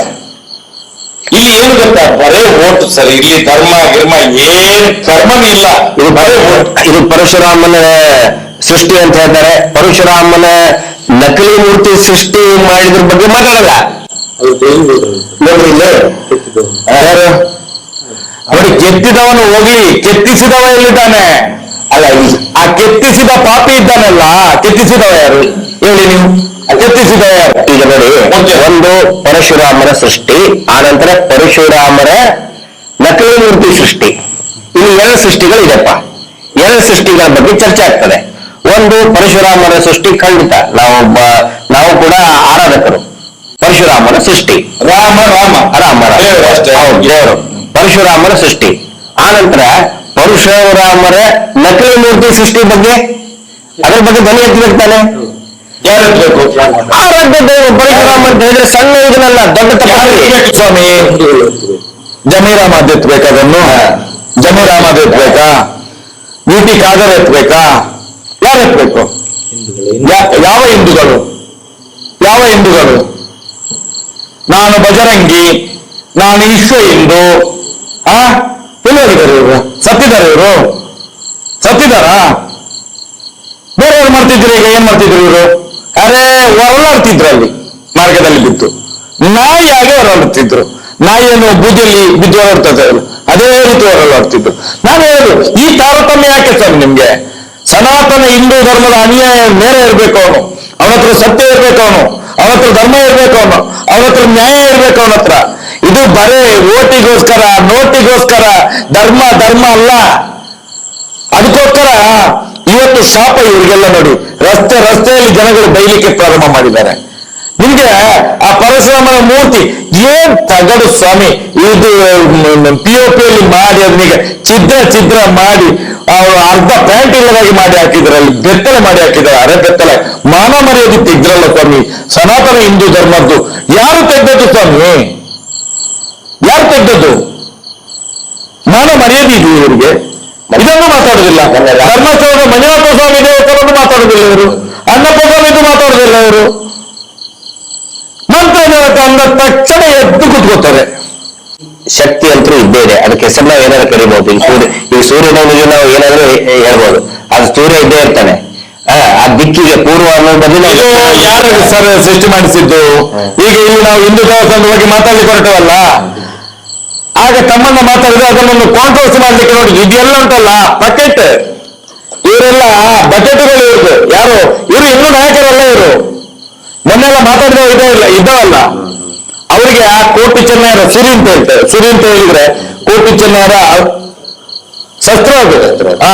ಅದವರು ಇನ್ನು ಒಟ್ಟಿಗೆ ಬೀಳ್ಬೇಕು, ಹಾಗೆ ಗೊತ್ತಾಗುದು ಅವರಿಗೆ. ಒಂದು ಒಳ್ಳೆ ಗರಡಿಯಲ್ಲಿ ಕುತ್ಕೊಂಡು ಮಾತಾಡಿದವರು. ಯಾಕೆ ಮಾತಾಡಿದ್ದು?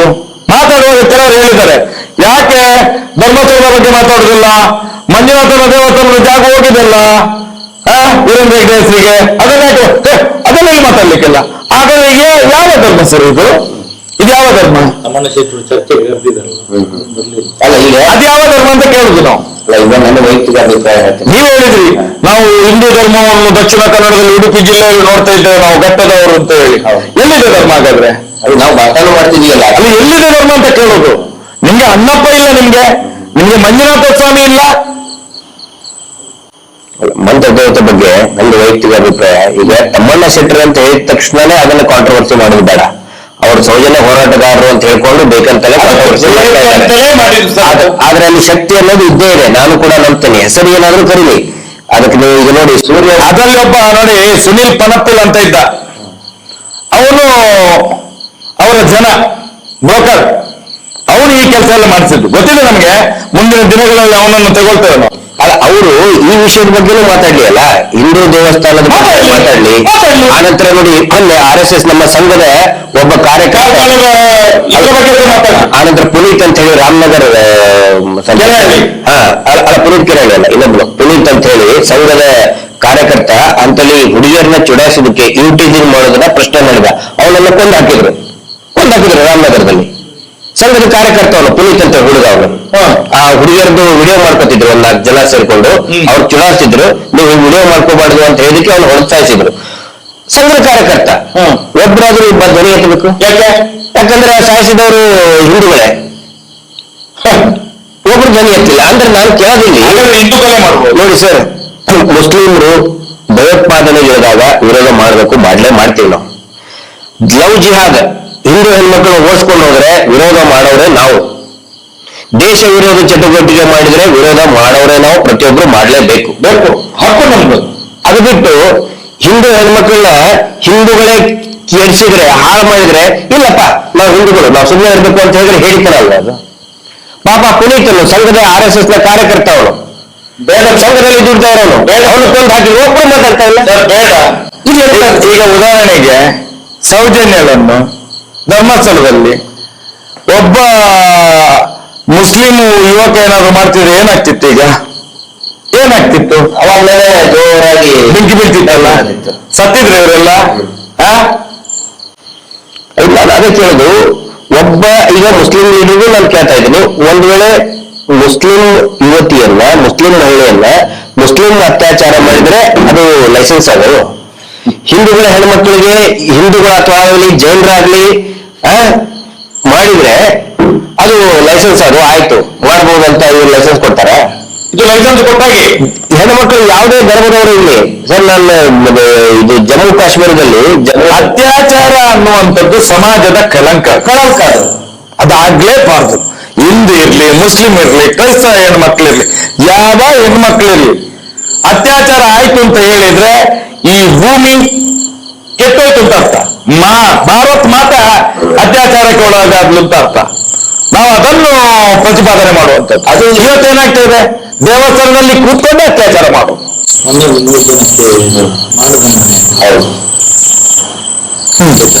ಹೌದಾ? ಅದು ಹೇಗೆ ಆಯ್ತು? ಇಲ್ಲಿ ಅವರಲ್ಲ, ಅವರು ಹರಿಯಾಣ ಆ ಕಡೆ ಅವರು, ಅವ್ರಿಗೆ ಇಲ್ಲಿ ಯಾರು ಸಿಗ್ಲಿಲ್ಲ ಇವರನ್ನು ಬಚಾವ್ ಮಾಡ್ಲಿಕ್ಕೆ. ಆ ಊರಿನಿಂದ ಬಂದವರು, ಹಾಗಾಗಿ ಅವರಿಗೆ ಮರಣದಂಡನೆ ಆಯ್ತು. ನೀವು ನೋಡ್ಕೊಳ್ಬೇಕಾಗಿತ್ತು ಅವ್ರು.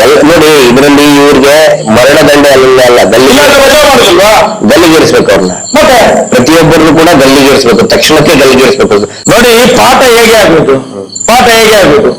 ತಪ್ಪು ಆದಾಗ್ಲೇ ಅಂತ ಬರೆಯುವಾಗ ಅದು ಕೆಟ್ಟೋಯ್ತು ಅಂತ ಹೇಳಿ ಹಾಗೆ ಹೊಡಿಬೇಕಲ್ಲ. ಇದು ಏನಿಲ್ಲ, ಬರ್ದು ಅವನು 10ನೇ ಕ್ಲಾಸ್ ಓದ ಮೇಲೆ ಹಾಗೇ ಬರಿತಾ ಇರ್ತಾರೆ, ನೋಡ್ತಾನೆ ಇರೋದು, ತಿದ್ದಲಿಕ್ಕೆ ಇಲ್ಲ.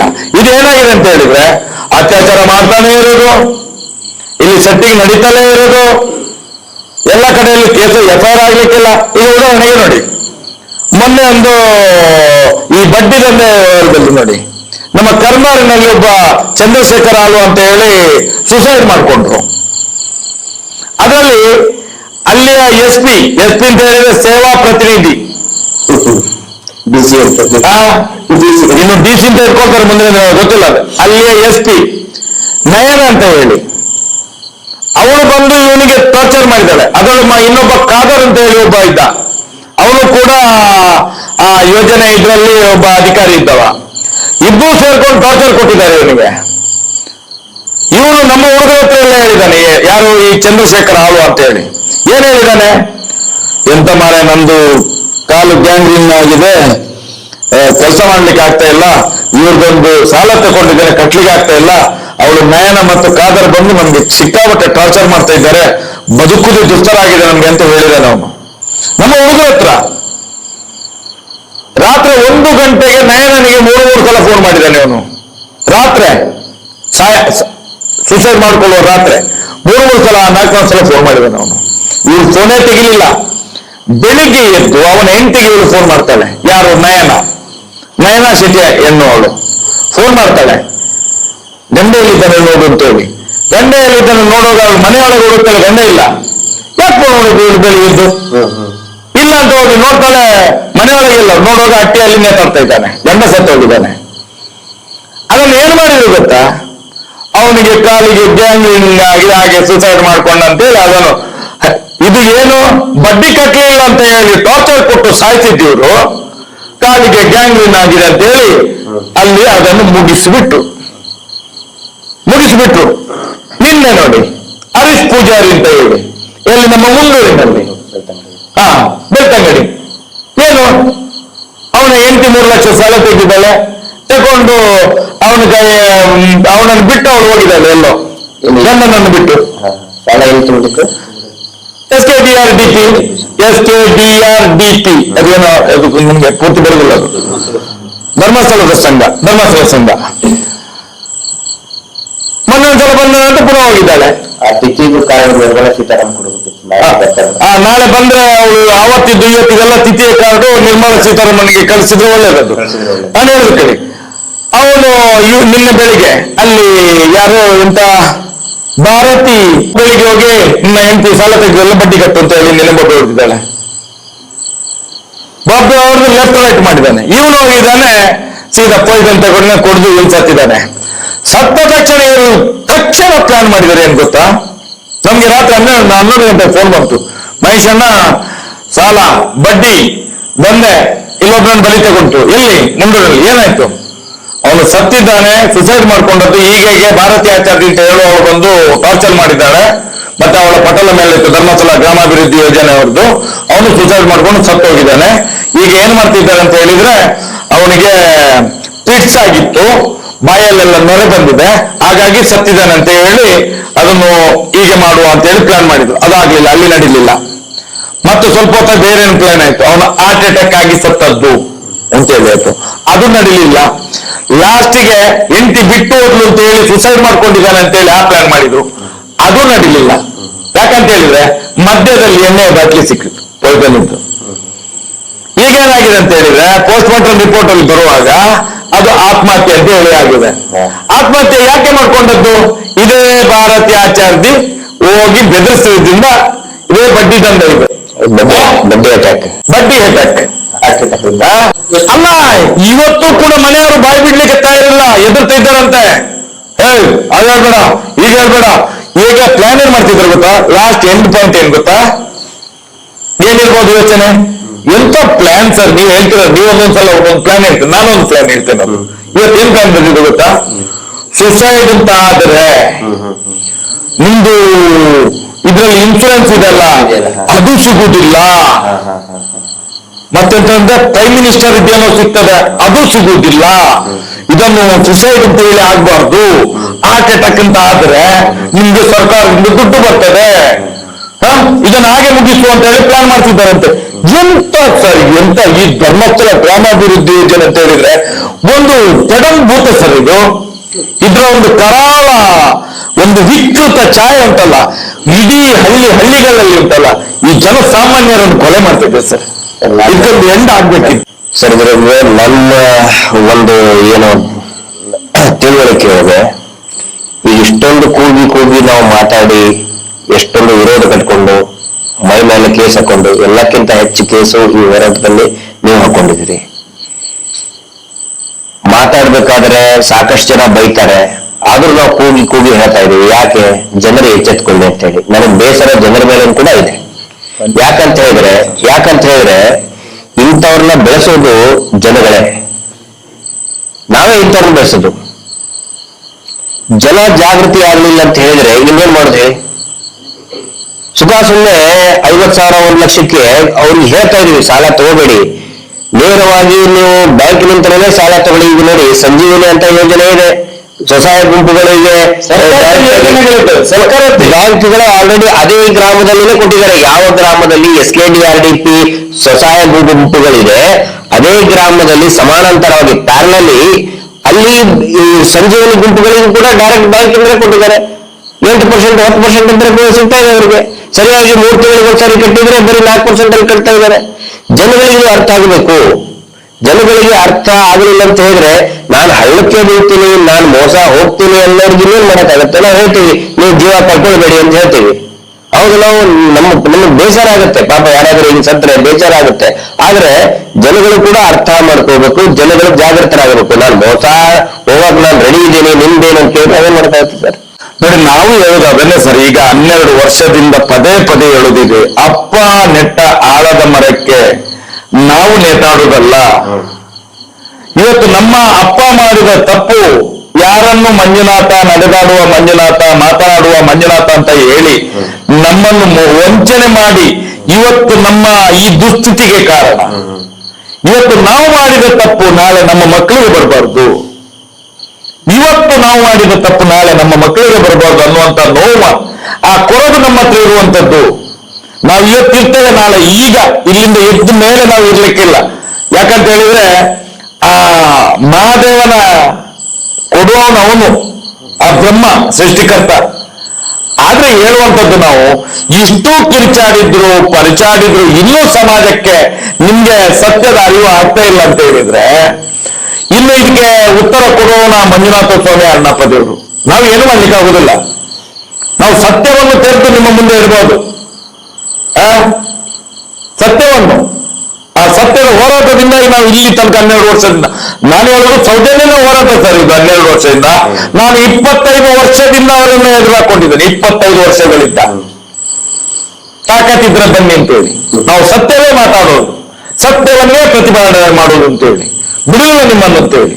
ಅಲ್ಲಿಂದ ಇಲ್ಲಿ ತನಕೂ ಕೂಡ ನಮ್ಮನ್ನ ಮಂಜುನಾಥ ಸ್ವಾಮಿ, ಅಣ್ಣಪ್ಪ ಸ್ವಾಮಿ ಕಾದುಕೊಂಡು ಬಂದಿದ್ದಾರೆ. ಇದು ಸತ್ಯದ ಹೋರಾಟ. ನಾನು ಹೇಳಿ ಇವತ್ತು ಜನರಿಗೆ ಹೇಳುವಂಥದ್ದು, ಸತ್ಯದ ಅರಿವು ಮಾಡ್ಕೊಳ್ಳಿ. ನೀವೇನು ಅಣ್ಣಪ್ಪ ಸ್ವಾಮಿಯ ಮುಂದೆ, ಮಂಜುನಾಥ ದೇವರ ಮುಂದೆ ನಂಬಿಕೆ ಇಟ್ಟಿದ್ದೀರೋ, ನೀವು ಬೆಳಿಗ್ಗೆ ಎದ್ದು ಆ ದೇವರಿಗೆ ಒಂದ್ಸಲ ಕೈ ಮುಗಿಯುವಾಗ ನೀವು ಒಂದು ನಿಶ್ಚಿಂತೆಯಿಂದ ಒಂದು ಕೈ ಮುಗಿರಿ, ಪ್ರಾರ್ಥನೆ ಮಾಡಿ. ನಿಮ್ಗೆ ಆಗ ಗೊತ್ತಾಗ್ತದೆ ಈ ನಮ್ಮ ಹೋರಾಟದ ಸತ್ಯ ಏನು ಅಂತ ಹೇಳಿ. ಈ ಕರಾಳ ಮುಖಗಳು ಇವತ್ತು ಏನು ಇಡೀ ಹಿಂದೂ ಸಮಾಜವನ್ನು ನಾಶ ಮಾಡ್ತಿದ್ಯೋ ಇದೆಲ್ಲ ನಿಮ್ಮ ಕಣ್ಣ ಎದುರುಗಡೆ ಬರ್ತದೆ. ನಿಮಗೆಲ್ಲ ಬಿಚ್ಚಿಟ್ಟಿದ್ದೇವೆ ನಾವು. ಇವತ್ತು ಮೈಶೆಟ್ಟಿ ತಿಮ್ಮರಡಿ ಇರ್ಬೋದು, ಮಟ್ಟಣ್ಣವರು ಇರ್ಬೋದು, ಎಲ್ಲಾ ಹೋರಾಟಗಾರರು ಇದನ್ನು ಸೇರಿ ನಾವು ಮಾಡ್ತಾ ಇದ್ದೇವೆ. ಅನೇಕ ಯೂಟ್ಯೂಬರ್ಸ್ಗಳು ಇದು ಇವತ್ತು ಸಮಾಜಕ್ಕೆ ಮುಟ್ಟಬೇಕು, ಒಂದು ಒಳ್ಳೆಯ ವಾತಾವರಣ ಸೃಷ್ಟಿಯಾಗಿ ನ್ಯಾಯ ಸಿಗಲಿ ಅಂತ ಹೇಳಿ ನಮ್ಮ ಈ ಹೋರಾಟ ಇರುವಂತದ್ದು. ಕೊನೆಗೆ ಪ್ರಶ್ನೆ, ಈಗ ಧರ್ಮಸ್ಥಳ ಅಥವಾ ಇಲಾಖಿದ್ದಾರೆ ತೀರ್ಪು ಏನಾಯ್ತು? ಅಲ್ಲ, ತೀರ್ಪು ಅಂತ ಹೇಳಿದ್ರೆ ಅದರಲ್ಲಿ ಒಂದು ಅವಕಾಶ ಕೊಟ್ಟಿದ್ದಾರೆ, ಸರ್ಕಾರಕ್ಕೆ ತೀರ್ಮಾನಕ್ಕೆ ಬಿಟ್ಟಿದ್ದಾರಲ್ಲ. ಹೀಗಾಗಿ ಇವ್ರು ಏನ್ ಮಾಡ್ತಿದ್ದಾರೆ, ಪ್ರತಿ ವರ್ಷಕ್ಕೂ ಕೂಡ ಮುಜರಾಯಿ ಇಲಾಖೆಗೆ ನೋಡಿ ಒಂದು ಇದನ್ನ ಬಿಟ್ಟು ಅಂದ್ರೆ ಅದು ಸರ್ಕಾರದ ಮೇಲೆ ಇದೆ. ಅದಕ್ಕೆ ಇವ್ರು ಏನ್ ಮಾಡ್ತಾರೆ, ಪ್ರತಿ ವರ್ಷ ಸೆಟ್ಟಿಂಗ್ ಮಾಡ್ತಾ ಹೋಗ್ತಾರೆ. ಒಂದು ಪ್ರತೀತಿ ಇದೆ ಗೊತ್ತಾ, ಮುಜರಾಯಿ ಇಲಾಖೆಯ ಮಿನಿಸ್ಟರ್ ಆದವರು ರಾಜಕೀಯವಾಗಿ ನೆಕ್ಸ್ಟ್ ಎಲೆಕ್ಷನ್ ಅಲ್ಲಿ ಸೋಲ್ತಾರೆ ಅಂತ ಹೇಳಿ. ಗೊತ್ತಾ? ಯಾಕೆ ಹೇಳಿ? ಇದೇ ಶಾಪ, ಈ ಶಾಪ ಇವರು ಸೆಟ್ಟಿಂಗ್ ಮಾಡ್ತಾ ಹೋಗ್ತಾರೆ. ಇವರು ಪ್ರತಿ ವರ್ಷವೂ ಕೂಡ ಅದನ್ನ ಕ್ವಶನ್ ಮಾಡುವಂತಹ ಪವರ್ ಸರ್ಕಾರಕ್ಕಿದೆ. ಇವತ್ತು ತಗೊಳ್ಬೋದು ಸರ್. ನೋಡಿ ಸರ್, ಇದು 5 ಕೋಟಿಗಿಂತ ಮೇಲೆ ಇದ್ರೆ ತಗೊಳ್ಳಿ, ಇದು 1000 ಕೋಟಿ ಸರ್ ಬರ್ತದೆ, 1000 ಕೋಟಿ. ಈಗ ಈ ರಾಜ್ಯದ ಮುಖ್ಯಮಂತ್ರಿ, ಈ ರಾಜ್ಯದ ಏನು ಈ ರಾಜ್ಯಕ್ಕೆ ವ್ಯವಸ್ಥೆ ಇದೆ, ಇವತ್ತು ಅಧಿಕಾರ ಇದೆ ಅಲ್ಲ, ಇವತ್ತು ಈಗ ತೀರ್ಮಾನ ಮಾಡಬಹುದು, ಸರ್ಕಾರಕ್ಕೆ ತಗೊಳ್ಬಹುದು. ಈ ದೇವಸ್ಥಾನಗಳಿಗೆ ಕಮಿಟಿ ರಚನೆ ಮಾಡಬಹುದು ಎನಿ ಟೈಮ್. ಈಗ ನೋಡಿ, ಅಲ್ಲಿ ಇಷ್ಟೊಂದು ಅನಾಚಾರ ನಡೀತಾ ಇದೆ. ಆಮೇಲೆ ಇವ್ರ ಮೇಲೆ ಆಲ್ರೆಡಿ ಎಷ್ಟೋ ಕೇಸ್ ಇದೆ. ನಾಗರಿಕ ಸೇವಾ ಟ್ರಸ್ಟ್ ನವರು ಉಲ್ಲೇಖ ಮಾಡಿದ್ದಾರೆ. ನಾವು ಧನ್ಯವಾದ ನಾಗರಿಕ ಸೇವಾ ಟ್ರಸ್ಟ್ ನವರು ರಂಜನ್ ರಾಯ್ ಅವರು ಸಾಕಷ್ಟು ಉಲ್ಲೇಖ ಮಾಡಿದ್ದಾರೆ. ಇಲ್ಲಿ ಎಸಿ ಕೋರ್ಟ್ ನಲ್ಲಿ ಹೇಳಿದ್ದು, ಇಲ್ಲಿ ಎಸಿಗಳು ಹೇಳಿದ್ದು, ಎಸಿನ ಕೋರ್ಟ್ ನಲ್ಲಿ ಆರ್ಡರ್ ಆಗಿದೆ ಸರ್. ಡಿಸಿಗೆ ಬರೆದಿದ್ದಾರೆ ಇದನ್ನು ನಮ್ಮ ಮುಜರಾಯಿ ಇಲಾಖೆಗೆ ತಗೊಳ್ಬೇಕು ಅಂತ ಹೇಳಿ, ಇದು ಸರ್ಕಾರಿ ದೇವಸ್ಥಾನ ಅಂತ ಹೇಳಿ. ಅದು ಯಾಕೆ ತಗೊಳ್ಳಿಲ್ಲ ಸರ್? ಅದು ನಡೆದಾಡೋ ATM ಅದಲ್ಲ ಇವರು. ನಡೆದಾಡುವ ATM ಅದಲ್ಲ. ಅದಕ್ಕೆ ಇಲೆಕ್ಷನ್ ನಲ್ಲಿ ATM ಇವರು, ಇಲೆಕ್ಷನ್ ಬಂದ ತಕ್ಷಣ ATM. ಎಲ್ಲಾ ಸಂಘಟನೆ ಲೀಡರ್ಗಳಿಗೆ ATMಗಳಿವರು. ನೋಡಿ, ಈಗ ಮೊನ್ನೆ ATM ಅಲ್ಲಿ ತಗೊಂಡೋದ್ರಲ್ಲ ಇಬ್ರು, ಈ ರಾಜ್ಯದ ಮುಖ್ಯಮಂತ್ರಿ DCM.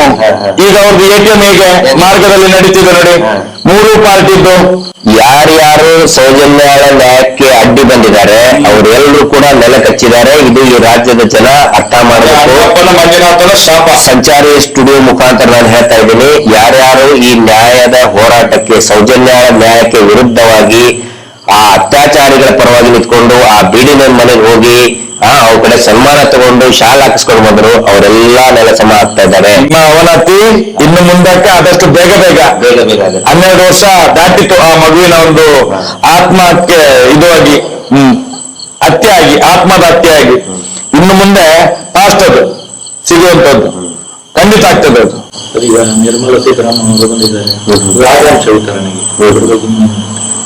ಲಾಭಾಂಶ ವಿತರಣೆ ಅಲ್ಲ, ಅದು ನಿರ್ಮಲಾ ಸೀತಾರಾಮನ್ ಮೇಡಮ್ ಅವ್ರನ್ನ ಕರೆಸಿ ಇವರ ಹಗರಣದ ಕೊಳೆಯನ್ನ ನಿರ್ಮಲ ಮಾಡೋದಕ್ಕೆ ಮಾಡುವಂತ ಒಂದು ತಂತ್ರ ಅದಿಷ್ಟೇ. ಲಾಭಾಂಶ ಎಲ್ಲಿ ಮೂಗಿ ನೀರು ಕುಡಿದಿದ್ದಾರೆ ಪೂರ್ತಿ. ಲಾಭಾಂಶ ಯಾರಿಗದು? SKDRDP. ಸರ್ ನಿಮ್ಗೆ ಗೊತ್ತಿಲ್ಲ ಸರ್, ನಿಮ್ಗೆ ಗೊತ್ತಿಲ್ಲ. ಪ್ರಥಮ ಕಂತಿನಲ್ಲಿ ಇವತ್ತು 600 ಕೋಟಿ ಬಿಡುಗಡೆ ಮಾಡಿದ್ದಾರೆ. ಎಲ್ಲ 52 ಲಕ್ಷದಿಂದ 54 ಲಕ್ಷ ಫಲಾನುಭವಿಗಳಿಗೆ 1 ಲಕ್ಷದ ಮೇಲೆ ಕೊಟ್ಟಿದ್ದಾರಂತೆ ಈ ಸಲ. 1 ಲಕ್ಷ, 1 ಲಕ್ಷಕ್ಕಿಂತ ಮೇಲೆ ಹೋರಾಟದ ಇದನ್ನದು. ಎಲ್ಲ ಫಲಾನುಭವಿಗಳು ಯಾರ್ಯಾರು ಸಾಲ ತಗೊಂಡಿದ್ದಾರೆ 1 ಲಕ್ಷದ ಮೇಲೆ ಕೊಡ್ತಿದ್ದಾರೆ ಅಂತ ಹೇಳಿ ಸುದ್ದಿ ಆಗ್ತಿದೆ. ಈಗ 52 ತುಂಬಾ ಮಂದಿ ಎಷ್ಟೇ ಅವರು ಫೋನ್ ಮಾಡಿದ್ರು ನಮ್ಗೆ, 1 ಲಕ್ಷದ ಮೇಲೆ ಕೊಟ್ಟಿದ್ದಾರೆ ಒಬ್ಬೊಬ್ಬರಿಗೆ ಒಟ್ಟಿಗೆ. ಇಷ್ಟೋ ತನಕ 42 ವರ್ಷದಲ್ಲಿ ಏನು ಉಳಿತಾಯ ಮಾಡ್ಕೊಂಡಿದ್ರಿ ಇಲ್ಲಿ ತನಕ ಸೌಜನ್ಯ ಕಣ್ಣು ತಿಳಿಸಿದ್ಲು. ಆ ದೃಷ್ಟಿಯಿಂದ 1 ಲಕ್ಷದ ಮೇಲೆ ಕೊಡ್ತಾರೆ ಅಂತ ಹೇಳಿ ಸುದ್ದಿ ಅಪ್ಪ ಒಬ್ಬೊಬ್ಬರಿಗೆ. ಮಾಡಲೇಬೇಕು ಅವರು. ನೋಡಿ, ಆಕ್ಚುಲಿ ಈ ಲಾಭಾಂಶ ಕೊಡೋದು ಇಷ್ಟು ದೊಡ್ಡ ಸಮಾರಂಭ ಮಾಡೋ ಅವಶ್ಯಕತೆ ಇಲ್ಲ. ಅದು ಹಳ್ಳಿಗಳಲ್ಲಿ ಅವರವರ ಆ ಸಂಘದ ಸದಸ್ಯರು ಮಾಡುವಂತ ಒಂದು ಯೂಶುವಲ್ ಪ್ರತಿ ವರ್ಷದ ಪ್ರಕ್ರಿಯೆ. ಪ್ರತಿ ವರ್ಷ ವೀರೇಂದ್ರ ಹೆಗ್ಡೆ ಹೇಳಿದಲ್ಲ ಬ್ಯಾಂಕಿನವ್ರು ಮಾಡೋದು ಅಂತ. ಬ್ಯಾಂಕಿನವ್ರು ಮಾಡಿದ್ರೆ ಇಲ್ಲಿಗೆ ಧರ್ಮಸ್ಥಳಕ್ಕೆ ಯಾಕೆ ಬರುದು? ಯಾಕೆ ಕೊಡೋದು? ಅಲ್ಲ, ಧರ್ಮಸ್ಥಳಕ್ಕೆ ಯಾಕೆ ಬರ್ಬೇಕು ಸ್ವಾಮಿ? ಕೇಂದ್ರದ ವಿತ್ತ ಸಚಿವೆ ಧರ್ಮಸ್ಥಳದಲ್ಲಿ ಏನಿದೆ? ಏನು RBI ಧರ್ಮಸ್ಥಳದಲ್ಲಿ ಬರುವುದಾ? ನಾವು ಕೇಳುದಲ್ಲ ಸ್ವಾಮಿ. ಮೊನ್ನೆ ಸೀರೂರಿನಲ್ಲಿ ವೀರೇಂದ್ರ ಹೆಗ್ಡೆ ಹೇಳಿದಲ್ವಾ, ನಾವೆಲ್ಲ ಕೊಡುದು ಬ್ಯಾಂಕ್ ಅಂತ ಹೇಳಿ. ಇವ್ರು ಯಾಕೆ ಲಾಭಾಂಶ ಕೊಡ್ತೀವಿ ಅಂತ ಮಾಡ್ತಾ ಇದ್ದಾರೆ? ಯಾಕೆ ಕೊಡುದು ಲಾಭಾಂಶ? ಇವ್ರಿಗೆ ಲಾಭ ಇರೋದಲ್ಲಿ ಅಲ್ಲ, ಕೊಟ್ಟ ನೋಡಿ, ಅದು ನಿಜವಾಗ್ಲೂ ಕೂಡ ಹೋರಾಟದ ಒಂದು ಫಲ. 1 ಲಕ್ಷ ರೂಪಾಯಿ ಅದಕ್ಕೆ ನಾವು ಹೇಳ್ತೀವಿ. RBI ಬೇರೆ ಬ್ಯಾಂಕ್ ಇದೆಯಾ ಧರ್ಮಸ್ಥಳದಲ್ಲಿ? RBI ಅಂತಂದ್ರೆ ಏನ್ ಹೇಳಿ ಸರ್? ಗೊತ್ತಿಲ್ಲ. Republic of Belthangady in India RBI ಅಂತಂದ್ರೆ. ನೀವು ರಿಸರ್ವ್ ಬ್ಯಾಂಕ್ ಆಫ್ ಇಂಡಿಯಾ ಅಂತ ತಿಳ್ಕೋಬೇಡಿ, ರಿಪಬ್ಲಿಕ್ ಆಫ್ ಬೆಳ್ತಂಗಡಿ. ಹಾಗೆ ನಿರ್ಮಲಾ ಸೀತಾರಾಮನ್ ಇಲ್ಲಿಗೆ ಬರುವುದು ಅದಕ್ಕೆ ಬರುದು. ಅದಕ್ಕೆ ನೋಡಿ, ಈಗ ಲಾಭಾಂಶ ಅಂತ ಏನಿದೆಯಲ್ಲ, ಇದ್ರದ್ದು ಒಳಗಡೆ ಗಿಮಿಕ್ ಏನಂತ ಹೇಳಿದ್ರೆ, SKDRDP ಇದು ಲಾಭರಹಿತ ಟ್ರಸ್ಟ್ ಅಂತ ಇವ್ರು ಬರ್ಕೊಂಡಿದ್ದಾರೆ. ಇವ್ರೇನ್ ಹೇಳ್ಕೊಟ್ಟಿದ್ದಾರೆ, ಲಾಭ ನಾವು ಇಟ್ಕೊಂಡಿಲ್ಲ, ಲಾಭ ಬಂದಿರೋದನ್ನೆಲ್ಲ ನಾವು ಜನರಿಗೆ ಹಂಚುತ್ತಾ ಇದ್ದೀವಿ, ಅದಕ್ಕೆ ಲಾಭಾಂಶ ನಾವು ಜನಗಳಿಗೆ ಕೊಡ್ತಾ ಇದೀವಿ ಅನ್ನುವಂತ ಒಂದು ಗಿಮಿಕ್ ಮಾಡೋದಕ್ಕೋಸ್ಕರ ಇವರು ಈ ರೀತಿ ಮಾಡ್ತಾ ಇದ್ದಾರೆ. ಈ ರೀತಿ ನಾಟಕ ಮಾಡ್ಬೇಕಾ ಸರ್? ವಾರಕ್ಕೆ 10 ಕೋಟಿ ಬರೀ ಉಳಿತಾಯ ಧನ. ಪಾಪ 10 ರೂಪಾಯಿ 20 ರೂಪಾಯಿ ಕೊಟ್ಟರು ಅಲ್ಲ ಸರ್, ವಾರಕ್ಕೆ ತಗೊಳ್ತಾ ಇದ್ದಾರೆ. ಭಾರತ ವಿಶ್ವಗುರು ಆಗುವಂತ ಒಂದು ರಾಷ್ಟ್ರ ಇದು. ಈ ದೇಶದ ವಿತ್ತ ಸಚಿವೆ ಧರ್ಮಸ್ಥಳದಲ್ಲಿ ಬಂದು ಸ್ವಸಹಾಯ ಸಂಘಗಳ ಉಳಿತಾಯವನ್ನು ಹಂಚುವುದು ಅಂತ ಹೇಳಿದ್ರೆ ಇದು ನಗೆಪಾಟಲ್ಲಿ ಅಲ್ವ? ಇದು ಜನ ಅರ್ಥ ಮಾನ ಮರ್ಯಾದೆ ಉಂಟ ಇವರಿಗೆ? ನಾನು ಹೇಳೋದು, ನಾನು ಈ ರಾಜಕೀಯ ವ್ಯಕ್ತಿಗಳಿಗೆ, ನಿಮ್ಮ ಮನೆಯಲ್ಲೂ ದೈವ ದೇವರುಗಳಿದ್ದಾರೆ, ನೀವು ಅಣ್ಣಪ್ಪನ ಮಂಜುನಾಥನ ಶಾಪಕ್ಕೆಲ್ಲ ಗುರಿಯಾಗ್ತೀರಿ.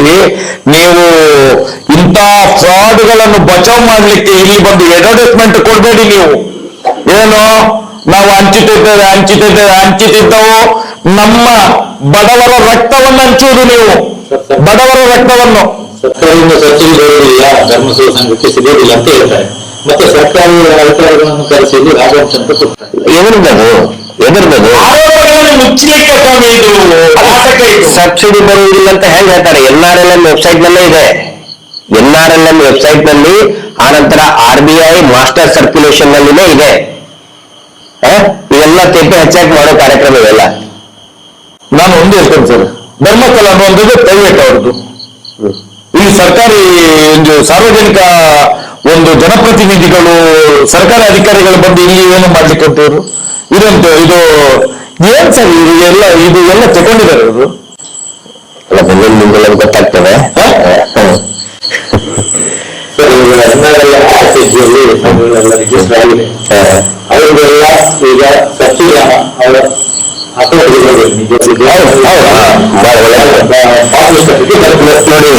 ಇವರು ಕ್ಯಾಶ್ ಈಗ ಇಲ್ಲಿ ಸಮಾರಂಭ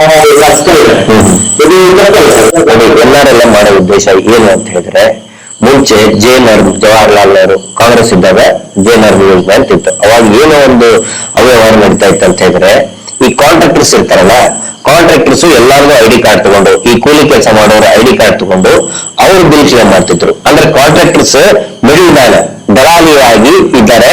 ದಲಾಲಿಗಳ ಹಿಡಿತದಿಂದ ಸರ್ಕಾರಿ ಯೋಜನೆಗಳ ಅವುಗಳನ್ನ ತಪ್ಪಿಸ್ಬೇಕು, ನೇರವಾಗಿ ಫಲಾನುಭವಿಗಳ ಅಕೌಂಟ್ಗೆ ಹಾಕಬೇಕು ಅಂತೇಳಿ NRLM ನಲ್ಲಿ ಏನ್ ಮಾಡಿದ್ರು, ಡೈರೆಕ್ಟ್ ಬೆನಿಫಿಷರಿ ಅಂದ್ರೆ ಅವ್ರ ಅಕೌಂಟೇ. ಈಗ ಮೋದಿಜಿ ಇದ್ರ ಮಾಡಿದ ಉದ್ದೇಶ ಏನು? ಎಲ್ಲರಿಗೂ ಪ್ರತಿಯೊಬ್ಬರಿಗೂ ಕೂಡ ಅಕೌಂಟ್ ಓಪನ್ ಮಾಡ್ಬೇಕಂತ ಮಾಡಿದ ಉದ್ದೇಶ ಏನು? ಡೈರೆಕ್ಟ್ ಆಗಿ ಸರ್ಕಾರದ ಬೆನಿಫಿಟ್ ಹೋಗ್ಬೇಕು ಅಂತ ಹೇಳಿ. ಇಲ್ಲಿ ಹೌದು, ಕರಪ್ಷನ್ ಮತ್ತು ದಲಾಲಿ. SKDRDP ಇದೊಂದು ಬ್ರೋಕರ್ ಸಂಸ್ಥೆ. ಮತ್ತೆ ಈ ಬ್ರೋಕರ್ ಸಂಸ್ಥೆಗೆ ಯಾಕೆ ದುಡ್ಡು ಹಾಕ್ತಾ ಇದ್ದಾರೆ? SKDRDP ಏನು? In fact technically it's a broker organisation. ಒಂದು ಅಷ್ಟಿಷ್ಟು ಮಾಡ್ಕೊಂಡು ತಿಂತ ಇದ್ದದ್ದನ್ನು ಈಗ ಈ ಬ್ರೋಕರಿಸಮ್ ಅನ್ನು ಒಬ್ಬನಿಗೆ ಕೊಟ್ಟು ಬಿಟ್ಟರು. ಇದು ಬ್ರೋಕರಿಸಮ್ ಇದು. ನಾನು ನಿರ್ಮಲಾ ಸೀತಾರಾಮನ್ ಅವರಿಗೆ, ಭಾರತ ಸರ್ಕಾರಕ್ಕೆ ಕೇಳೋದು ಇದನ್ನೇ, ನೀವು ಈ ದಲಾಲರ ಕಪಿಮುಷ್ಟಿಯಿಂದ ಈ ಯೋಜನೆಗಳನ್ನು ತಪ್ಪಿಸ್ಬೇಕು ಅಂತ ಹೇಳಿ ಡೈರೆಕ್ಟ್ ಸ್ಕೀಮ್ ಮಾಡಿದ್ರಿ, ನೀವು ಡೈರೆಕ್ಟ್ ಬೆನಿಫಿಷರಿ ಸ್ಕೀಮ್ ಮಾಡಿದ್ರಿ. ಆದ್ರೆ ಈ ಬ್ರೋಕರ್ಗಳನ್ನ, ಈ broker SKDRDP through NRLM fund ಯಾಕೆ ಹಾಕ್ತಾ ಇದ್ದೀರಿ? ತಪ್ಪಲ್ವಾ ಇದು? ಈ ನನ್ನ ಪ್ರಶ್ನೆಗೆ ಯಾವುದೇ ಆರ್ಥಿಕ ತಜ್ಞರು ಕಮೆಂಟ್ ಮಾಡಿ. ಲಾಯರ್ಸ್ಗಳು ಯಾರು ನಾನು ತಪ್ಪು ಹೇಳ್ತಾ ಇದ್ರೆ ಖಂಡಿತ ನನಗೆ ಬೈದು ಹೇಳಿ. ನನಗೆ ಬ್ರೋಕರ್ಗಳನ್ನ ಹಿಡಿತದಿಂದ ಸರ್ಕಾರದ ಯೋಜನೆಗಳನ್ನು ತಪ್ಪಿಸ್ಬೇಕಂತಲೇ ಬ್ಯಾಂಕ್ ಅಕೌಂಟ್ ಓಪನ್ ಮಾಡಿಸಿದ್ರು. ಇನ್ನೊಂದು ವಿಷಯ ನಿಮ್ಗೆ ಗಮನಕ್ಕೆ ತರ್ತಾ ಇದ್ದೀನಿ. ಈ ಏನು ಮೋದಿಜಿ ಬಂದಾಗ ಇವ್ರು ದೊಡ್ಡ ಪ್ರೋಗ್ರಾಮ್ ಮಾಡಿದ್ರು, ಜೀರೋ ಬ್ಯಾಲೆನ್ಸ್ ಅಕೌಂಟ್ ನ ಓಪನ್ ಮಾಡಿ ಅಂತೇಳಿ. ಮೋದಿಜಿಗೂ ಕೂಡ ನಾವು ಅಷ್ಟು ಮಾಡಿದ್ವಿ ಇಷ್ಟು ಮಾಡಿದ್ವಿ ಅಂತ ಇದ್ರು. ಆದ್ರೆ ಈ ಏನು ಬ್ಯಾಂಕಿನಿಂದ ಇವ್ರು ಸಾಲ ಕೊಡ್ತಾ ಇದಾರಲ್ಲ, ಆ ಸಾಲದ ₹1 ಕೂಡ ಆ ಅಕೌಂಟ್ಗೆ ಹೋಗ್ತಾ ಇಲ್ಲ. ಪ್ರತಿಯೊಂದು SKDRDPಗೆ ಇವ್ರು ಕೊಡೋದು ಎಲ್ಲರೂ ಕೂಡ ಕ್ಯಾಶ್ ತಗೊಳ್ತಾ ಇದ್ದಾರೆ. ಡಿಜಿಟಲೈಸೇಷನ್ ಪ್ರೋಗ್ರಾಮ್ ಕರೆಕ್ಟ್ ಆಗಿ ಇವರು ಇಂಪ್ಲಿಮೆಂಟ್ ಮಾಡಿದ್ರೆ ಅಕೌಂಟ್ ಟು ಅಕೌಂಟ್ ಟ್ರಾನ್ಸ್ಫರ್ ಮಾಡಬಹುದಾಗಿತ್ತು. ಇಲ್ಲಿ ನೋಡಿದ್ರೆ ಒಂದು ಸರ್, ಈಗ ಅದಾನಿ ಅಂಬಾನಿಯಿಂದ ಈ ದೇಶದ ಸರ್ಕಾರ ನಡೀತಿದೆ ಅಂತ ಹೇಳುವಂತದ್ದು ನಾವು ಕೇಳ್ತಿದ್ದೇವೆ ಎಲ್ಲ ಕಡೆಗಳಲ್ಲಿ. ಸಾವಿರಾರು ಕೋಟಿಯನ್ನು ಲೋನ್ ಮಾಡ್ತಾರೆ, ಅವರೇ ಮನ್ನಾ ಮಾಡಿಸ್ಕೊಳ್ತಾರೆ, ತಿಂತಾರೆ, ಈ ಸಾರ್ವಜನಿಕರ ದುಡ್ಡನ್ನು ನುಂಗಿ ಹಾಕ್ತಿದ್ದಾರೆ ಅಂತ ಹೇಳಿದ್ರೆ, ಇದರಲ್ಲಿ ಈಗ ಧರ್ಮಸ್ಥಳದ ವೀರೇಂದ್ರ ಹೆಗ್ಡೆ ಕೂಡ ಶಾಮೀಲ್ ಅಂತ ಅನ್ಸುದಿಲ್ಲ ನಿಮ್ಗೆ? ನಾಳೆ ಅವರಿಗೆ ನೋಡಿ, ಅವರು ದೇಶ ಬಿಟ್ಟು ಓಡಿ ಹೋಗೋ ಪರಿಸ್ಥಿತಿ ಬರ್ತದೆ. ಬಹಳ ದಿನ ಈ ಸೆಟ್ಟಿಂಗ್ ನಡೆಯಲ್ಲ. ಇವ್ರು ಈಗ ನಿರ್ಮಲಾ ಸೀತಾರಾಮನ್ ಮುಖ ತೋರಿಸಿ ಏನೋ ಪ್ಯಾಚಪ್ ಮಾಡಕ್ ಹೋಗ್ತಾ ಇದ್ದಾರೆ. ಹಗರಣನೇ. ಈಗ LIC ಬಾಂಡ್ 1 ವಾರದಿಂದ ಕೊಡ್ತಾ ಇದ್ದಾರೆ ನಾವು ಕೇಳಿದ್ದಕ್ಕೆ.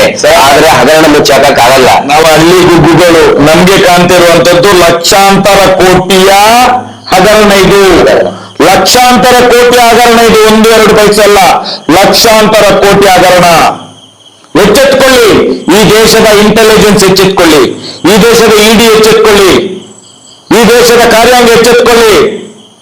ನಾಳೆ ನಮ್ಮ ಮನೆಗಳು ಸರ್ವನಾಶ ಆಗ್ತದೆ, ಈ ದೇಶವನ್ನು ಮಾರ್ಬೇಕಾಗ್ತದೆ. ಸರ್ ಈಗ LIC ಪಾಲಿಸಿ ಇಲ್ಲಿ ಕೂಡ ಮೈಕ್ರೋ ಬಚತ್ ಪಾಲಿಸಿ ಇದೆ, ಬೇರೆ ಬೇರೆ ಪಾಲಿಸಿ ಮಾಡ್ತಾ ಇದ್ದಾರೆ. ಈಗ LIC ಯಾವ್ದಾದ್ರು ಕ್ಲೈಮ್ ಆಗ್ಬೇಕಂದ್ರೆ ಸದಸ್ಯರ ಡೈರೆಕ್ಟ್ ಆಗಿ LIC ಇಂದ ಸದಸ್ಯರ ಖಾತೆಗೆ ಬರಬೇಕು. ಇದು ಮೋಹನ್ ವೆಳ್ಳಂಗಡಿ ಅವರು ಮೊನ್ನೆ ಹೇಳಿದ್ದಾರೆ. LIC ಅವರು SKD ಅವರಿಗೆ ಕೊಡ್ತಾರಂತೆ, ಅವರು ಸದಸ್ಯರಿಗೆ ಕೊಡ್ತಾರಂತೆ. ಅಲ್ಲಿಂದ ಎಷ್ಟು ಬಂದಿದೆ ಅಂತ ಯಾವ್ದು ಮಾಹಿತಿ ಇಲ್ಲ. ಆದ್ರೆ ಡೈರೆಕ್ಟ್ ಆಗಿ ಬರಬೇಕಲ್ಲ ಸರ್, ಒರಿಜಿನಲ್ LIC ಬಾಂಡ್ ಮಾಡಿದ್ರೆ ಡೈರೆಕ್ಟ್ ಆಗಿ ಸದಸ್ಯರ ಅಕೌಂಟಿಗೆ LIC ಕಂಪನಿಯಿಂದ ಡೈರೆಕ್ಟ್ ಆಗಿ ಬರಬೇಕು. ನಾನು ಮೂಲವಾಗಿ ಕೇಳೋದು, LIC ಬಾಂಡ್ಗೂ ಮತ್ತು ಈ ಸಾಲಕ್ಕೂ ಏನ್ ಸಂಬಂಧ ಇದೆ? ಇದೆಯಾ? ಭದ್ರತೆ ಅಂತ ಮಾಡ್ತಾರೆ. ಭದ್ರತೆ ಬೇಕು ಅಂತಲೇ ಇಲ್ಲ ಅಂತ ಸ್ವತಃ RBI ಹೇಳಿದ್ದಾರೆ. ಯಾರು ಹೇಳಿದ್ರು ಭದ್ರತೆ? ಭದ್ರತೆ ಪರಮ ಪೂಜ್ಯರು ಕೊಟ್ಟಿದ್ದಾರೆ ಅಂತ ಹೇಳಿದ್ರಲ್ಲ, ಮತ್ತೆ ಸುಳ್ಳು ಅದು. ಪರಮ ಪೂಜ್ಯರು ಹೇಳಿದ್ರಲ್ಲ, ನಾವು ಏನಿದ್ರು ಬ್ಯಾಂಕ್ ಸಾಲ ಕೊಡುದು, ನಾವು ಕೊಡುದಿಲ್ಲ, ನಾವು ಬರೀ ಶ್ಯೂರಿಟಿ ಕೊಡುದು ಅಂತ ಇದ್ರಲ್ಲ. ನಮ್ದು BC ಟ್ರಸ್ಟ್ ನಾವೇನಾದ್ರು ಶ್ಯೂರಿಟಿ ಅಂದ್ರೆ ನಾವು ಭದ್ರತೆ ಇವ್ರು ಕೊಟ್ಟರ ಮೇಲೆ ಮತ್ತೆ LIC ಹಾಕ್ಬೇಕು, PRK ಹಾಕ್ಬೇಕು, ಜೀವನ್ ಮಧುರ ಹಾಕ್ಬೇಕು, SBI ಲೈಫ್ ಹಾಕ್ಬೇಕು. ಅದ್ರಲ್ಲಿ ಒಂದು ಈಗ LIC ಮಾಡ್ತಾರಲ್ಲ, LIC ಕೆಲವಷ್ಟು ಜನ ಇಲ್ಲ LIC ಮಾಡ್ಲಿಕ್ಕೆ 10,000-20,000 ಇವ್ರು ಅದನ್ನು ಬಡ್ಡಿಯಲ್ಲಿ ಕೊಡುದು, ಅದಕ್ಕೂ ಕೂಡ ಬಡ್ಡಿ. ಅದಕ್ಕೂ LICಯ ದುಡ್ಡು ಕಟ್ಟಲಿಕ್ಕೂ ಕೂಡ ಬಡ್ಡಿಯಲ್ಲೇ ಕಟ್ಟೋದು, ಅವ್ರದೇ ದುಡ್ಡು ತಗೊಂಡು. ಈಗ ಸಂತೋಷ ಈಗ ನೋಡಿ ಸುತ್ತು ಒಂದು ವಾರದಿಂದ ಈಗ ಡಿಸ್ಪ್ಲೇ ಆಗ್ತಾ ಇದೆ. ಅದು ಕೂಡ ಏನಂತ ಹೇಳಿದ್ರೆ ಎಲ್ಲ ಲ್ಯಾಪ್ಸ್ ಆಗಿ ಇದ್ದು ಪೂರ್ತಿ ರಿನ್ಯೂವಲ್ ಆಗದೆ ಇರೋದು ಎಲ್ಲವೂ ಕೂಡ ಈಗ ತೋರಿಸ್ತಾ ಇದ್ದಾರೆ. ನಾವು ಕೇಳಿದ್ವಿ LIC ಇದು ಪೂರ್ತಿ ದೊಡ್ಡ ಸ್ಕ್ಯಾಮ್ ಅಂತ ಹೇಳಿದ್ರೆ ಒಂದು ವಾರದಿಂದ ಈಗ ತೋರಿಸ್ತಾ ಇದ್ದಾರೆ. 30 ವರ್ಷದಿಂದ ಅದೇ ದಂಧನೆ ಮಾಡಿದ್ದಾರೆ, ಮಿಡಲ್ ಮ್ಯಾನ್ ಬ್ರೋಕರ್ ದಂಧನೆ ಮಾಡಿದ್ದಾರೆ. ಬಾಂಡ್ಗೂ ಮತ್ತೆ ಸಾಲಕ್ಕೂ ಯಾವುದೇ ಸಂಬಂಧ ಇಲ್ಲ. ಬೇಸಿಕ್ ಹಗರಣ ಇರೋದೇ ಅಲ್ಲಿ. ಶ್ಯೂರಿಟಿ ಅಂತ ಹೇಳಿದ್ರೆ, ನಾವು ಶ್ಯೂರಿಟಿ ಕೊಟ್ಟಿವಿ ಅಂತ ಹೇಳಿದ್ರೆ, ಫಸ್ಟ್ ಆಫ್ ಆಲ್ ಸ್ವಸಹಾಯ ಗುಂಪುಗಳಿಗೆ ಶ್ಯೂರಿಟಿ ಅವಶ್ಯಕತೆ ಇಲ್ಲ. 3 ಲಕ್ಷದವರೆಗೆ ಯಾವುದೇ ಶ್ಯೂರಿಟಿ ವರೆಗೂ ಕೂಡ ಕೊಡುವಂತ ಅವಶ್ಯಕತೆ ಇಲ್ಲ ಅಂತ ಹೇಳ್ತಾರೆ.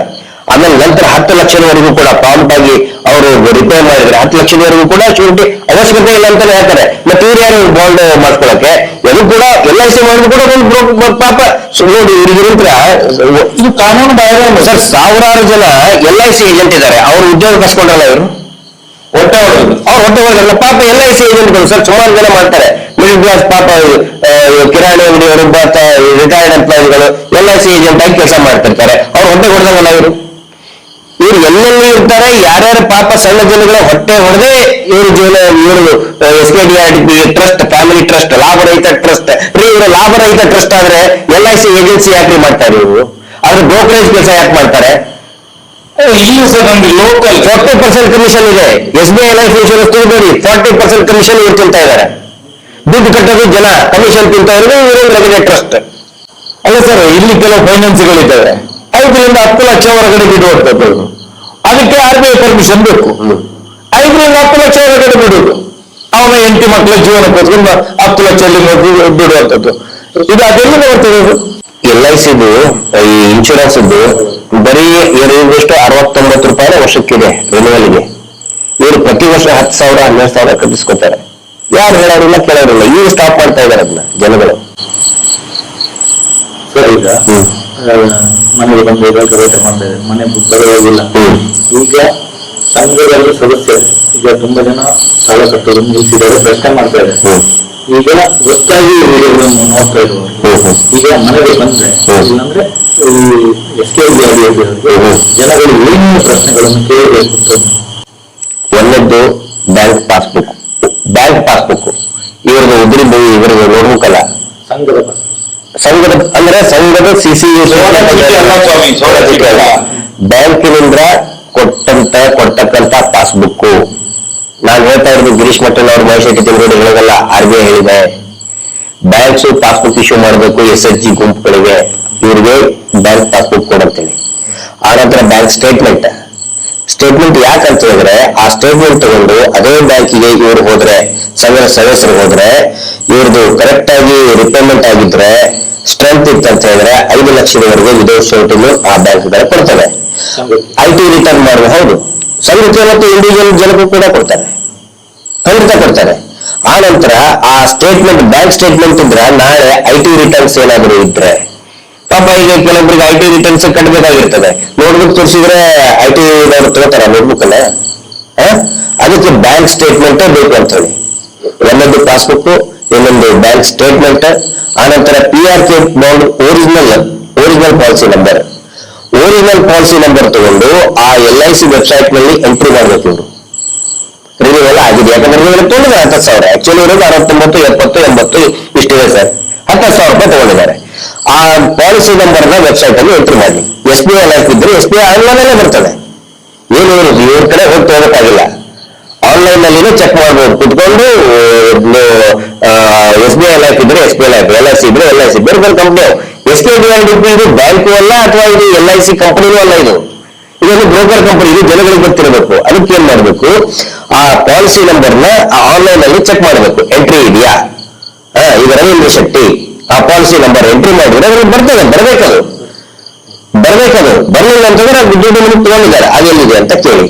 ಆ ನಂತರ ಸೇವಿಂಗ್ ಅಮೌಂಟ್ ವಾರ ಕಟ್ಟಿದಾರಲ್ಲ, ವಾರ ಕಟ್ಟಿದ್ದು ಅದು ಬ್ಯಾಂಕ್ ಸ್ಟೇಟ್ಮೆಂಟ್ ಅಲ್ಲಿ ತೋರಿಸ್ಬೇಕಲ್ಲ. ಉಳಿತಾಯ ಹಣ ಎಲ್ಲಿ ಹೋಗ್ತದೆ? ಆನಂತರ 60 ವರ್ಷದ ಆದ್ಮೇಲೆ ಇದ್ದವ್ರು ಇದ್ರೆ ಸರ್, ಎಷ್ಟೋ ಜನಕ್ಕೆ ಏನ್ ಮಾಡಿದ್ದಾರೆ, ಆ ತರ ಎಷ್ಟು ಒಂದು 10 ಲಕ್ಷಕ್ಕಿಂತ ಜಾಸ್ತಿ ಜನ ಇದ್ದಾರೆ. ವಯಸ್ಸಾದವರು ಅಜ್ಜಿ 7 ವರ್ಷದಿಂದ ಅವ್ರ ಕಡೆಗೆ 10 ರೂಪಾಯಿ ಕಲೆಕ್ಟ್ ಮಾಡ್ಕೊಂಡು ಬಂದಿದ್ದಾರೆ. ಯಾವ ಬ್ಯಾಂಕ್ ಅಕೌಂಟ್ ಅಲ್ಲಿ ಇಟ್ಟಿದ್ದಾರೆ ಅಂತ ಯಾರಿಗೂ ಗೊತ್ತಿಲ್ಲ, ಎಲ್ಲ SBI ಹಾಕೋದು. ಆಕ್ಚುಲಿ ಅದ್ರಲ್ಲಿ ಅಕೌಂಟ್ ಓಪನ್ ಮಾಡಿ ಅದರಿಂದ ಸರ್ಕಾರದಿಂದ, ಸೆಂಟ್ರಲ್ ಗೌರ್ಮೆಂಟ್ ಇಂದ, ಸ್ಟೇಟ್ ಗೌರ್ಮೆಂಟ್ ಇಂದ ಸೀನಿಯರ್ ಸಿಟಿಜನ್ ಗಳಿಗೆ ಸಹಾಯಧನ ಸಿಗ್ತದೆ.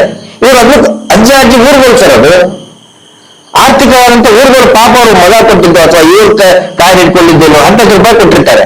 ಅದನ್ನು ಕೂಡ ನೀವು ಹಾಕಿದಾರಲ್ಲ ವೀರೇಂದ್ರ ಹೆಗಡೆ ಅಂತ ಕಂಪನಿ, ಅದನ್ನು ಕೂಡ ಅಂತ ಹೇಳಿ ಪಾಪ ಮಾಡಿದ್ರಿ. ಈ ಪಾಪಿಗಳು ಅವ್ರ ಹೆಸರು ತೆಗಿಬಿಡಿ ಅಂತ ಇಷ್ಟೇಲ್ಲ ತಗೊಂಡು ಬರ್ತಾರಲ್ಲ. ಮೊನ್ನೆ ರಾಣಿ ಕಿತ್ತೂರು ಚೆನ್ನಮ್ಮ ಕಿತ್ತೂರು ತಾಲೂಕಿನಲ್ಲಿ ಒಬ್ರು ಕೇಳಿದಾರಲ್ಲ, 60 ವರ್ಷದ್ದು ನೀವು ಕಲೆಕ್ಟ್ ಮಾಡಿದ್ರಲ್ಲ ದುಡ್ಡು, 60 ವರ್ಷ ಆದವ್ರದ್ದು ದುಡ್ಡೆಲ್ಲ ಯಾವ ಬ್ಯಾಂಕಲ್ಲಿ ನಡಿ ಹೋಗೋಣ ಕೇಳ ಒಬ್ರು. ಇವರು ಕುಂತಿದ್ದ SKDRDP ಮ್ಯಾನೇಜರ್ ಅಂತ, ಯೋಜನಾ ಅಧಿಕಾರಿ. ಇನ್ಸರ್ಟ್ ಹಾಕೊಂಡು ಹಿಂಗೆ ಕುಂತ್ಬಿಟ್ಟೆ ನಂಗೆ ಹೌದು. ಸಾಲ ಇದ್ದರೆ ಎದಕ್ಕೆ ಬೇಕು ಸರ್? ಇವರು ಏಜೆನ್ಸಿ, ಇವರು ಬ್ರೋಕರ್. ಇವರು ವೀರೇಂದ್ರ ಹೆಗಡೆ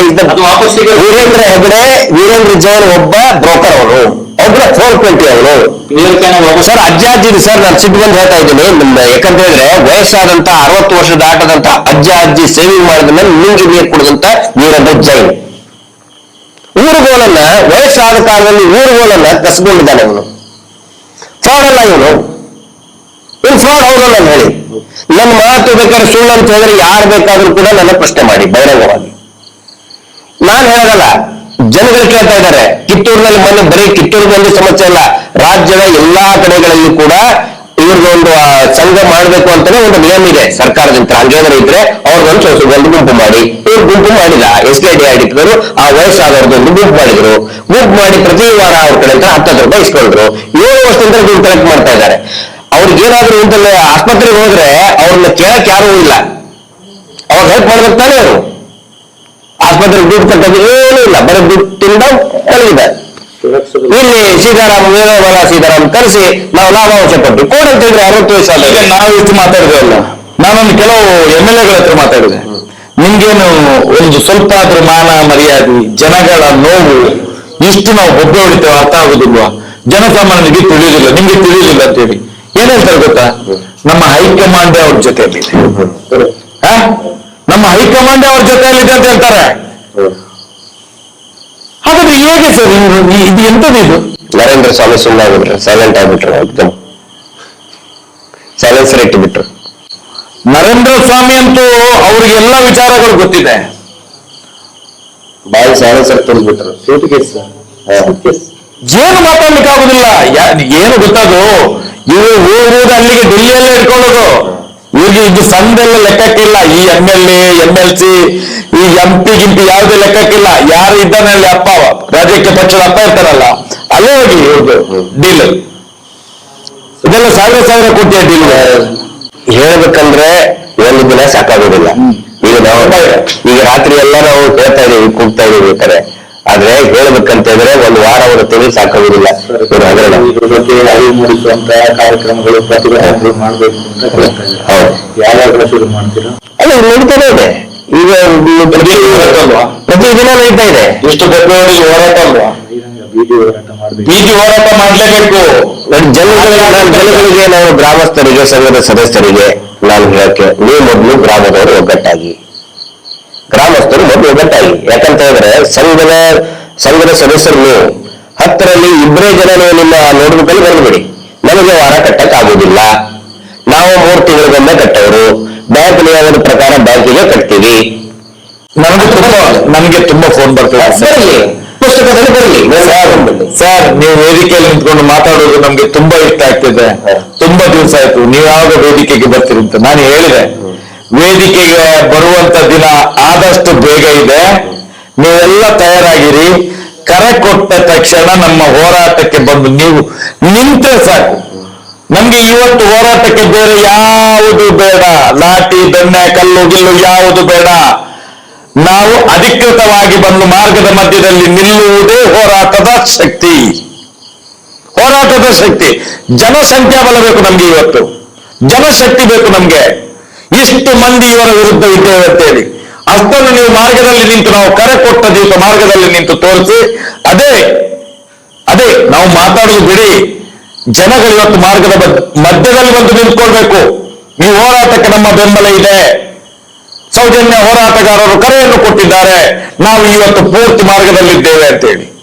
ಅದಕ್ಕೆ ನಮ್ಗೆ ಕಲ್ಲು ಬೀಸಾಡೋದು, ದೊಣ್ಣೆ ಹಿಡ್ಕೊಂಡು ಏನು ಮಾಡ್ಲಿಕ್ಕಿಲ್ಲ.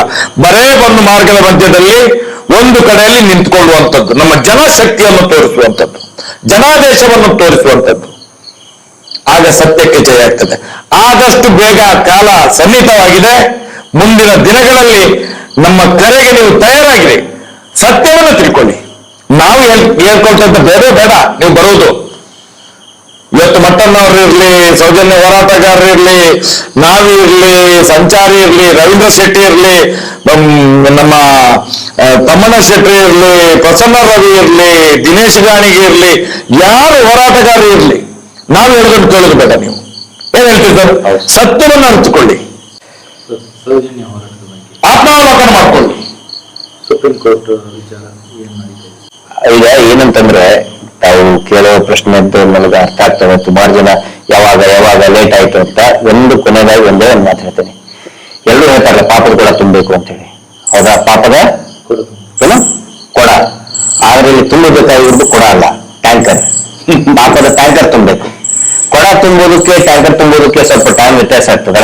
ಕೊಡ ಇಲ್ಲೇ ತುಂಬಿರ್ತದೆ. ಟ್ಯಾಂಕರ್ ಇವ್ರ ಮೇಲೆ ಅನೇಕ ವರ್ಷಗಳಿಂದ ಮಾಡಿದಂತ ಅನೇಕ ಹೆಣ್ಮಕ್ಕಳಿಂದ ಮಾಡಿದಂತ ಅತ್ಯಾಚಾರ ಕೊಲೆಗಳಿದೆ. ಆನೆ ಮಾವತ, ವೇದವಲ್ಲಿ, ಪದ್ಮಲತಾ, ಸೌಜನ್ಯ, ಅದರ ನಡುವೆ ಎಷ್ಟೋ ಜನ ಅಪ್ರಾಪ್ತ ವಯಸ್ಸಿನ ಹೆಣ್ಮಕ್ಕಳನ್ನ ಕೊಲೆ ಮಾಡಿದಂತ ಪಾಪಗಳಿದೆ. ಈ ಇಡೀ ರಾಜ್ಯದಲ್ಲಿ ಅಕ್ರಮ ಮೀಟರ್ ಬಡ್ಡಿ ದಂಧೆ ಮಾಡಿ ರಕ್ತ ಹೀರಿದಂತ ಆ ಪಾಪ ಇದೆ. ಅದರಿಂದ ಆತ್ಮಹತ್ಯೆ ಮಾಡ್ಕೊಂಡ ಪಾಪ ಇದೆ, ಸಾವಿರಾರು ಇದೆ. ಆನಂತರ ಭೂಮಿಯನ್ನ ಆಕ್ರಮಣ ಮಾಡಿ ಇಲ್ಲಿ ನಮ್ಮ ಯಾರು ಅರುಣ್ ಬೋಳಿಯಾರ್ ಅಂತ ಅನೇಕ ಜನ ಪಾಪ, ಅನೇಕ ಏರಿಯಾವನ್ನೇ ಸುಟ್ಟಾಕಿದ್ದಾರೆ, ಆ ಪಾಪ ಇದೆ. ಆನಂತರ ದೇವಸ್ಥಾನದ ಮೂರ್ತಿಗಳನ್ನ ಕದ್ದಂತಹ ಪಾಪ ಇದೆ. ಸ್ಮಗ್ಲಿಂಗ್ ಮಾಡಿದಂತ ಎಂಟಿಕ್, ಅದು ಗೊತ್ತಿಲ್ಲ, ಅದು ಬರ್ತದೆ ಎಂಟಿಕ್ ದಂಧೆ.